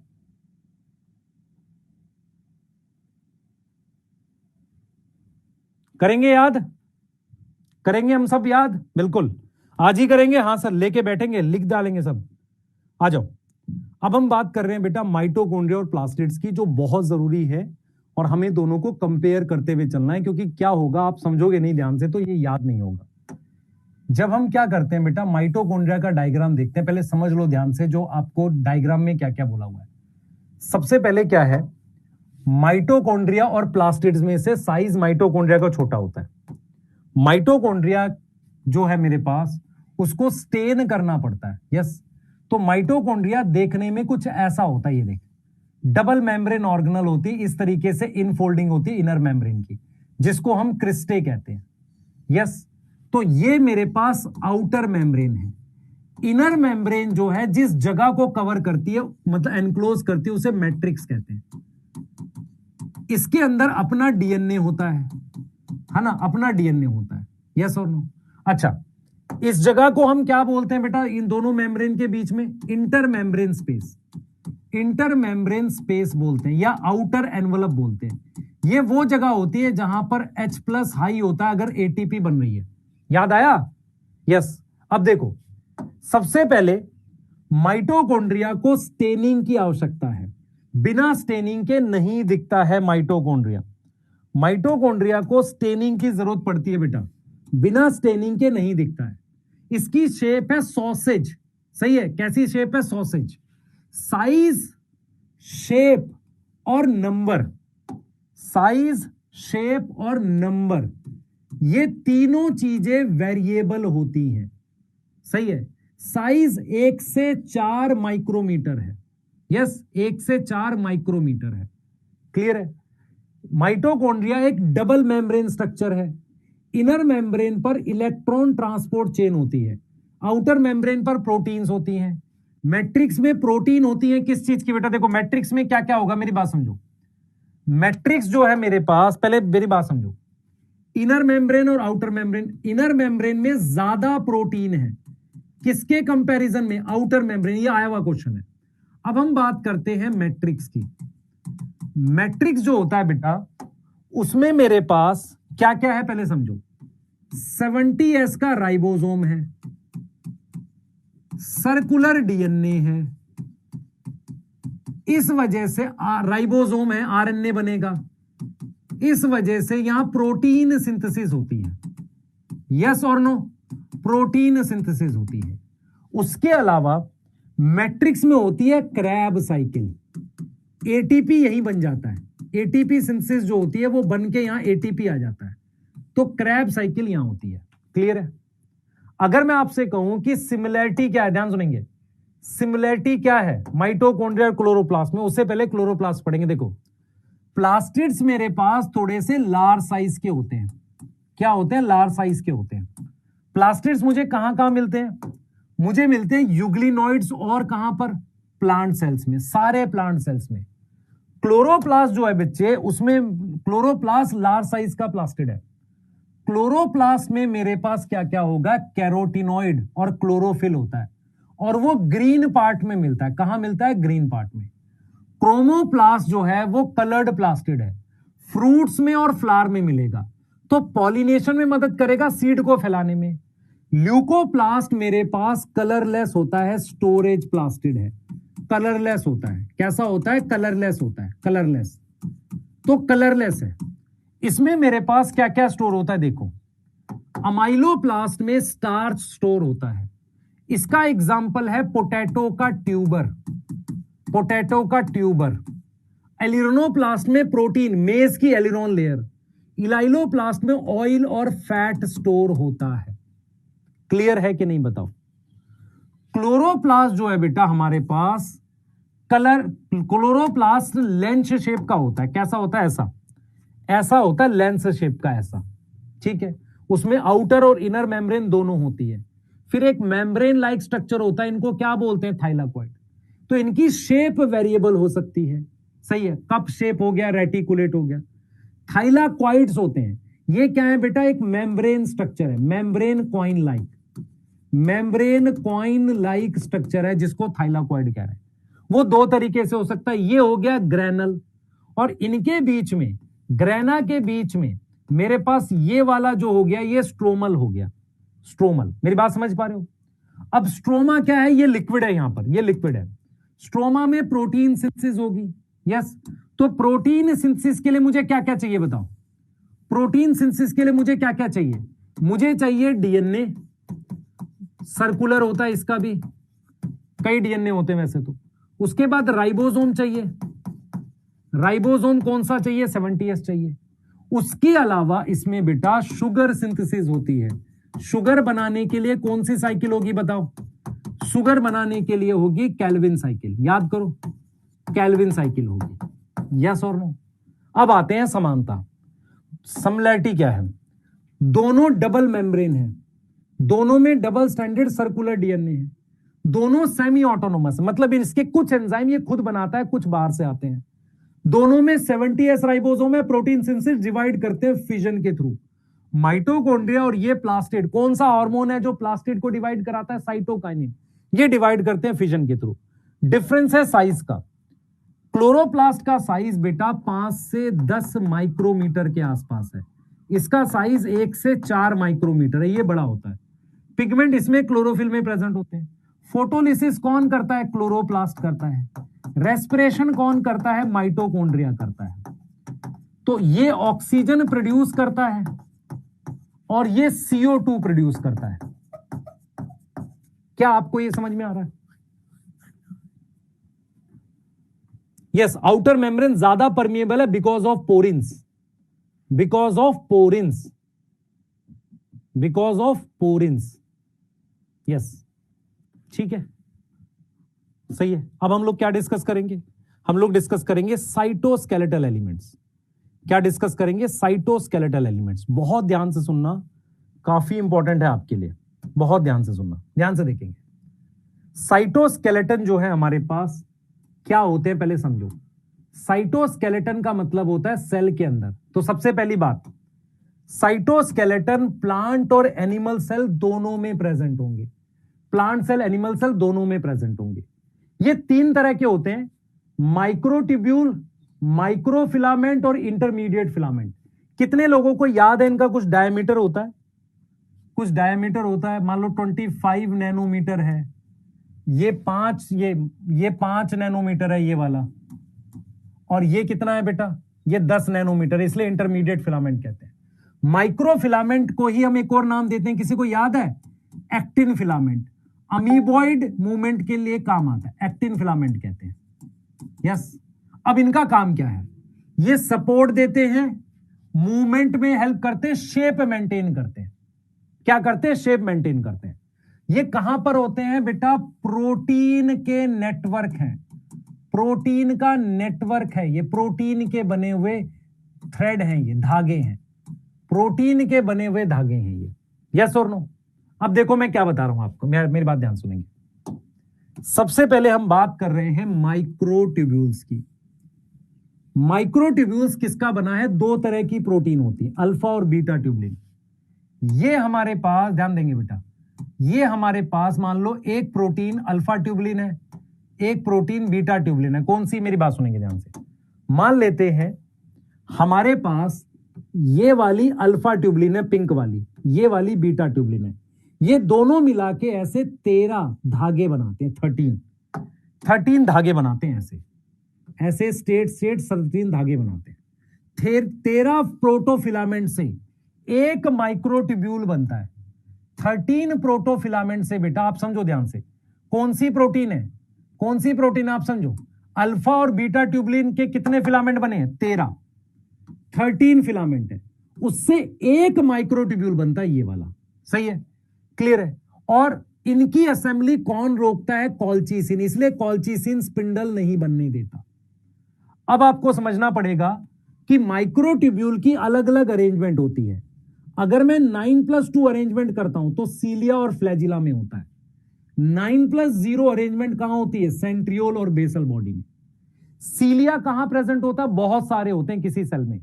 सीलिया क्या करता है? या तो सेल को मूव करता है, या क्या मूव करता है बेटा? मीडियम मूव करता है। या तो सेल को मूव करता है, या क्या मूव करता है बेटा? मीडियम मूव करता है। ये देखो, सेल और मीडियम में से कोई एक चीज मूव करता है। और कैसा है? और लाइक। और याद है आपको? और किसे कहते हैं? और याद है किसी को? और मतलब चप्पू। और लाइक, और लाइक है, या तो सेल को मूव करेगा या मीडियम को मूव करता है। फ्लैजिला किसको मूव करता है? सेल को मूव करता है। याद रहेगा?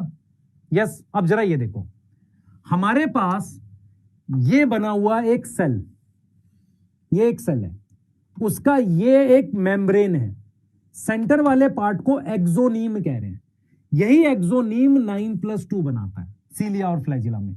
और ये एक्सोनीम अटैच होता है इस स्ट्रक्चर से, जिसको हम क्या बोलते हैं? Basal body. क्या बोलते हैं? Basal body. बेसल बॉडी 9+0 होती है। तो एक्सोनीम सीलिया और फ्लैजिला में क्या अरेंजमेंट होती है? 9+2। 9+2। सही है। अब देखो 9+2 अरेंजमेंट क्या है। मेरे पास ये दो डबलेट है, ये रे डबलेट, ये रे डबलेट।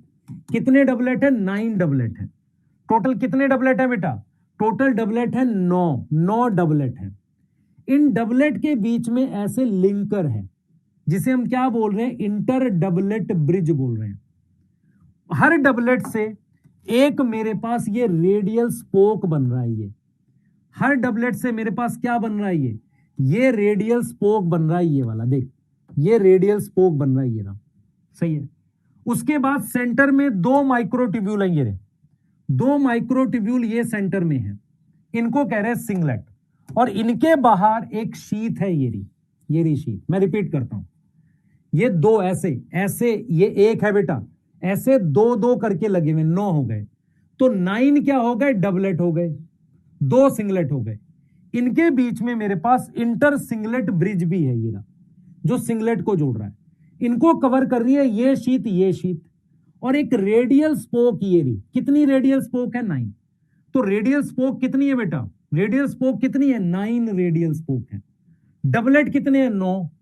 इंटर डबलेट ब्रिज ये रहा, यस, इंटर डबलेट ब्रिज ये रहा शीथ। ये है 9+2। और ये किस में होती है? एक्सोनीम में। इसके बाहर ये जो मेम्ब्रेन है, ये कौन सी मेम्ब्रेन है? सीलिया फ्लैजिला की। तो सीलिया फ्लैजिला के बाहर मेम्ब्रेन होती है प्लाज्मा मेम्ब्रेन जैसी। इसीलिए लिखते हैं कि cilia flagella are outgrowth of plasma membrane. Yes,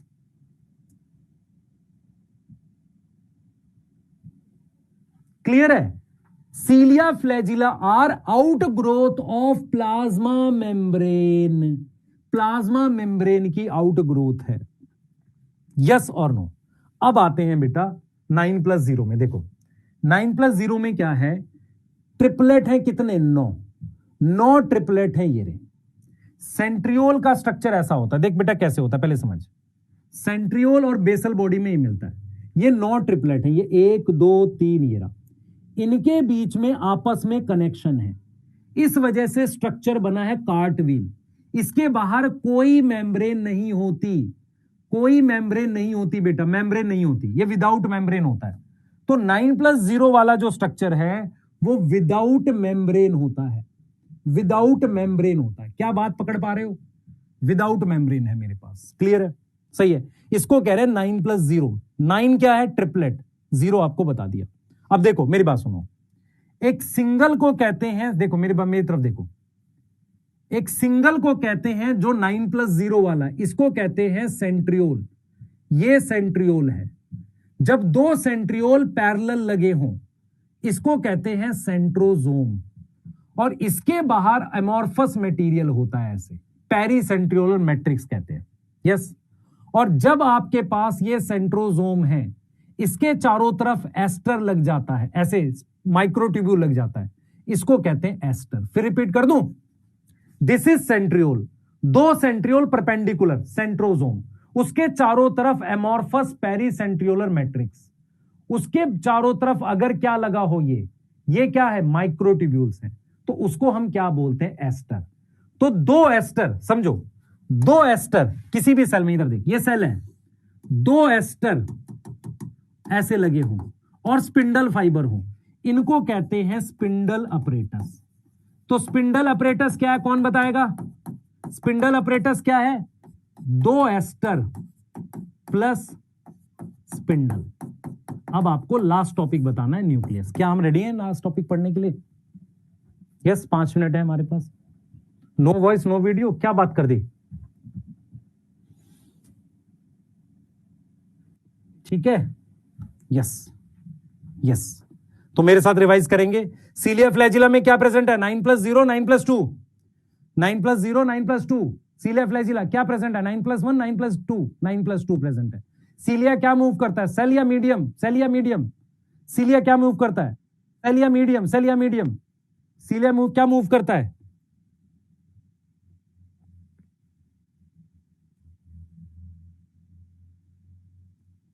जल्दी बताओ। सीलिया मूव करता है सेल और मीडियम दोनों, और एक मूव करता है सेल। अब आ जाए बेटा, न्यूक्लियस हमने लिख लिया। न्यूक्लियस जो था बेटा वो रॉबर्ट ब्राउन ने दिया था। 1831 में रॉबर्ट ब्राउन ने न्यूक्लियस डिस्कवर किया था। फ्लेमिंग ने एक एसिडिक मटेरियल स्टेन किया था, है ना? फ्लेमिंग ने क्या किया था? एसिडिक मटेरियल स्टेन किया था, एसिडिक मटेरियल, उसको उसने नाम दिया क्रोमेटिन, मान लेते हैं, ठीक है। अब ध्यान से सुने, न्यूक्लियस हमारे पास दो तरीके का होता है। न्यूक्लियस को हम दो स्टेज में पढ़ते हैं। एक पढ़ते हैं इंटरफेस। इंटरफेस का मतलब है G1 + S + G2 स्टेज का, सही है। जब आप न्यूक्लियस देखते हो, थोड़ा सा डायग्राम बना देते हैं इसका, थोड़ा सा डायग्राम बना देते हैं, आपको समझ में आ जाएगा। एक बार फिर से बनाते हैं। देखिए बेटा, आपके पास क्या होता है, ये इंटरफेस का न्यूक्लियस, ये देखिए न्यूक्लियस बना दिया। इसमें मेरे पास दो स्ट्रक्चर्स हैं। सबसे पहले है मेरे पास, इसके पास दो मेम्ब्रेन होती हैं। आउटर कंटिन्यूअस होती है ER के साथ, और जो इनर होती है वो क्या है बेटा? इनर जो होती है वो ये वाली इनर है। इनके बीच के स्पेस को कहते हैं पेरी न्यूक्लियर स्पेस। जो 10 से 50 पेरी न्यूक्लियर स्पेस ये है, इनके बीच का स्पेस, यस, इनके बीच का, वो 10 से 50 नैनोमीटर का होता है, ठीक है। क्या होता है? न्यूक्लियर पोर क्या होता है? आउटर और इनर जहां मिलते हैं, आउटर और इनर जहां मिलते हैं उसको कहते हैं न्यूक्लियर पोर। न्यूक्लियर पोर क्या होगा? आउटर और इनर अटैच करते हैं। न्यूक्लियर पोर से बाहर क्या जाता है? न्यूक्लियर पोर से बाहर क्या जाता है? आरएनए। न्यूक्लियर पोर से अंदर क्या जा सकती है? कुछ प्रोटीन्स। तो प्रोटीन और इनके ट्रांसपोर्ट में काम करता है। तो आरएनए बाहर जाता है, प्रोटीन अंदर आती है, सही है। क्रोमेटिन क्या है बेटा? क्रोमेटिन यहां है। क्रोमेटिन किसका किसका बना है? DNA, RNA. हिस्टोन ये भी प्रोटीन है, और नॉन हिस्टोन ये भी प्रोटीन है। इतनी बात समझ में आ रही है? क्लियर है? अब मेरे पास यहां पर एक स्ट्रक्चर होता है जो विदाउट मेम्ब्रेन होता है, डेंस्टेन। उसको हम क्या नाम देते हैं बेटा? उसको हम नाम देते हैं न्यूक्लियोलस। न्यूक्लियोलस क्या होता है? ध्यान से सुनेंगे। न्यूक्लियोलस का नंबर डिपेंड करता है एक्टिविटी पे। ज्यादा आरएनए सिंथेसिस कब करनी पड़ेगी? जब प्रोटीन चाहिए, जब प्रोटीन रिक्वायर है तो ज्यादा आरएनए बनाना पड़ता है, और ये विदाउट मेम्ब्रेन होता है, और इसका साइज और नंबर वेरिएबल होता है। मतलब क्या हुआ? एक डेंस स्ट्रक्चर होता है, इसको कहते हैं न्यूक्लियोलस, सही है। उसके अलावा यहां जो लिक्विड होता है उसको न्यूक्लियोप्लाज्म कहते हैं। तो न्यूक्लियोलस क्या है? एक डेंस स्ट्रक्चर है। इसका नंबर कितना होता है? एक से ज्यादा हो सकता है। इसका साइज और नंबर वेरी करता है। साइज नंबर किस बात पे डिपेंड करता है? कितना आरएनए उसे बनाना है। क्लियर है? अब आप देखो, दो स्टेजेस हैं, या तो G1S और G2 होगी तो मुझे इंटरफेज का न्यूक्लियस दिखेगा, और क्रोमोसोम मुझे दिखेंगे मेटाफेज में। क्रोमोसोम किस में दिखेंगे? मेटाफेज में। हाँ, एसिडिक मटेरियल दिखेगा, बेसिक डाई से स्टेन किया था। डाई बेसिक होगी बेटा, मटेरियल एसिडिक होगा ना, बेसिक डाई से स्टेन किया था, ठीक है, एसिडिक मटेरियल था। अब मेरी बात सुनो, हमारे पास क्रोमोसोम में क्या क्या चीज होती है? क्रोमोसोम में मेरे पास, ध्यान सुनेंगे, 1 और 2 आर्म हो तो ये G1 फेज का है। अगर 4 आर्म हो, 1 2 3 4, इसका मतलब S फेज हो गया है, तो ये G2 फेज का क्रोमोसोम है, सही है। क्रोमोसोम के इस सेंटर को, जहां पर ये अटैच होती हैं आर्म्स, इनको कहते हैं सेंट्रोमियर, और एंड को कहते हैं टीलोमियर। सेंट्रोजोम क्रोमोसोम में 2 आर्म है G1 फेज में, एक क्रोमेटिड है। G2 फेज का क्रोमोसोम जो हम बनाते हैं, उनमें कितने क्रोमेटिड होते हैं? 1 क्रोमेटिड, 2 क्रोमेटिड। आर्म कितनी है? 1 और 2। पी कहते हैं बेटा शॉर्ट आर्म को, पी कहते हैं शॉर्ट आर्म को, ये 2016 में आया था। और क्यू कहते हैं लॉन्ग आर्म को। अब देखो मेरी बात सुनो, मेटासेंट्रिक में सेंट्रोमियर सेंटर में है यहां पर, सब मेटासेंट्रिक में अवे फ्रॉम सेंटर, एक्रोसेंट्रिक में क्लोज टू एंड, और टीलोसेंट्रिक में एंड पर प्रेजेंट होता है। तो ये किसके आधार पर है? ये किसके आधार पर है? On the basis of position of centromere, basis of position of centromere. क्या आपको मेरी बात समझ में आ रही है? On the basis of position of centromere के आधार पर हमने ये काम किया है। क्या यहां तक समझ में आ रही है कि नहीं? बताओ, यहां तक समझ में आ रही है कि नहीं आ रही? यस, यहां तक समझ में आ रही है कि नहीं आ रही? ठीक है, तो ये हमने काम किया। अब देखो, हमारे पास क्या होता है बेटा, टीलोमियर के पास में कुछ डीएनए अलग से होता है, ऐसे, उसको सैटेलाइट कहते हैं, ठीक है। और ये सेकेंडरी कॉन्स्ट्रिक्शन है। सैटेलाइट डीएनए क्या है? एक तरीके से, और ये सारे क्रोमोसोम पे नहीं होता, not all chromosome, not all chromosome, telomere के पास में कुछ डीएनए मिलता है, उसको सैटेलाइट बोलते हैं। वो नॉन स्टेनिंग होता है, कुछ क्रोमोसोम पे मिलता है, सब पे नहीं मिलता। प्राइमरी कॉन्स्ट्रिक्शन सेंट्रोमियर है, सेकेंडरी कॉन्स्ट्रिक्शन पर डीएनए अटैच होता है, और वो सब पे नहीं होता, सम क्रोमोसोम पे होता है। बार बार बोल रहा हूं, यस और नो। अब लास्ट टॉपिक बता रहा हूं, दैट इज माइक्रोबॉडीज। माइक्रोबॉडीज का एग्जाम्पल पेरोक्सीजोम है। पेरोक्सीजोम जब आप डायग्राम देखोगे ना, प्लांट सेल और एनिमल सेल दोनों में मिलता है। डायग्राम में अगर आप देखोगे तो दोनों में मिलता है। कहां मिलता है? प्लांट सेल, एनिमल सेल में। सिंगल मेम्ब्रेन बाउंड होता है, उसमें एंजाइम होते हैं, है ना। एग्जांपल है पेरोक्सीजोम। तो ये मिलता है प्लांट सेल और एनिमल सेल में, यस, और ये मिलता है प्लांट सेल में। तो अगर मैं आपसे कहूं क्या सारी माइक्रोबॉडीज प्लांट और एनिमल मिलते हैं? नहीं। पेरोक्सीजोम इज अ माइक्रोबॉडी जो किस में मिलती है? प्लांट और एनिमल सेल में। ये मुझे डायग्राम में दिया हुआ है। कौन सा डायग्राम है बेटा? किसी को याद है एनिमल सेल और प्लांट सेल का? यस। तो इसी के साथ हम इसको अपलोड कर रहे हैं आपके लिए। 14 पेज की स्लाइड है, शानदार खूबसूरत राइटिंग में, जो बना ले मुझे पीडीएफ भेज देना, मैं उसको ग्रुप में भी शेयर कर दूंगा बाकी बच्चों के साथ। बाकी बहुत बहुत शुक्रिया आपका। असाइनमेंट रात में करेंगे, उससे पहले रट लो नहीं, पिटाई कर दूंगा मैं। हाँ, छितर लग जाएंगे। कल परसों थर्सडे प्रोटोप्लास्ट होता है, cell minus cell wall. Protoplast पूछा है, cell minus cell wall, protoplast cell minus cell wall, है ना। चलिए, बहुत बहुत शुक्रिया। परसों सेल साइकिल पूरा। हाँ, यस।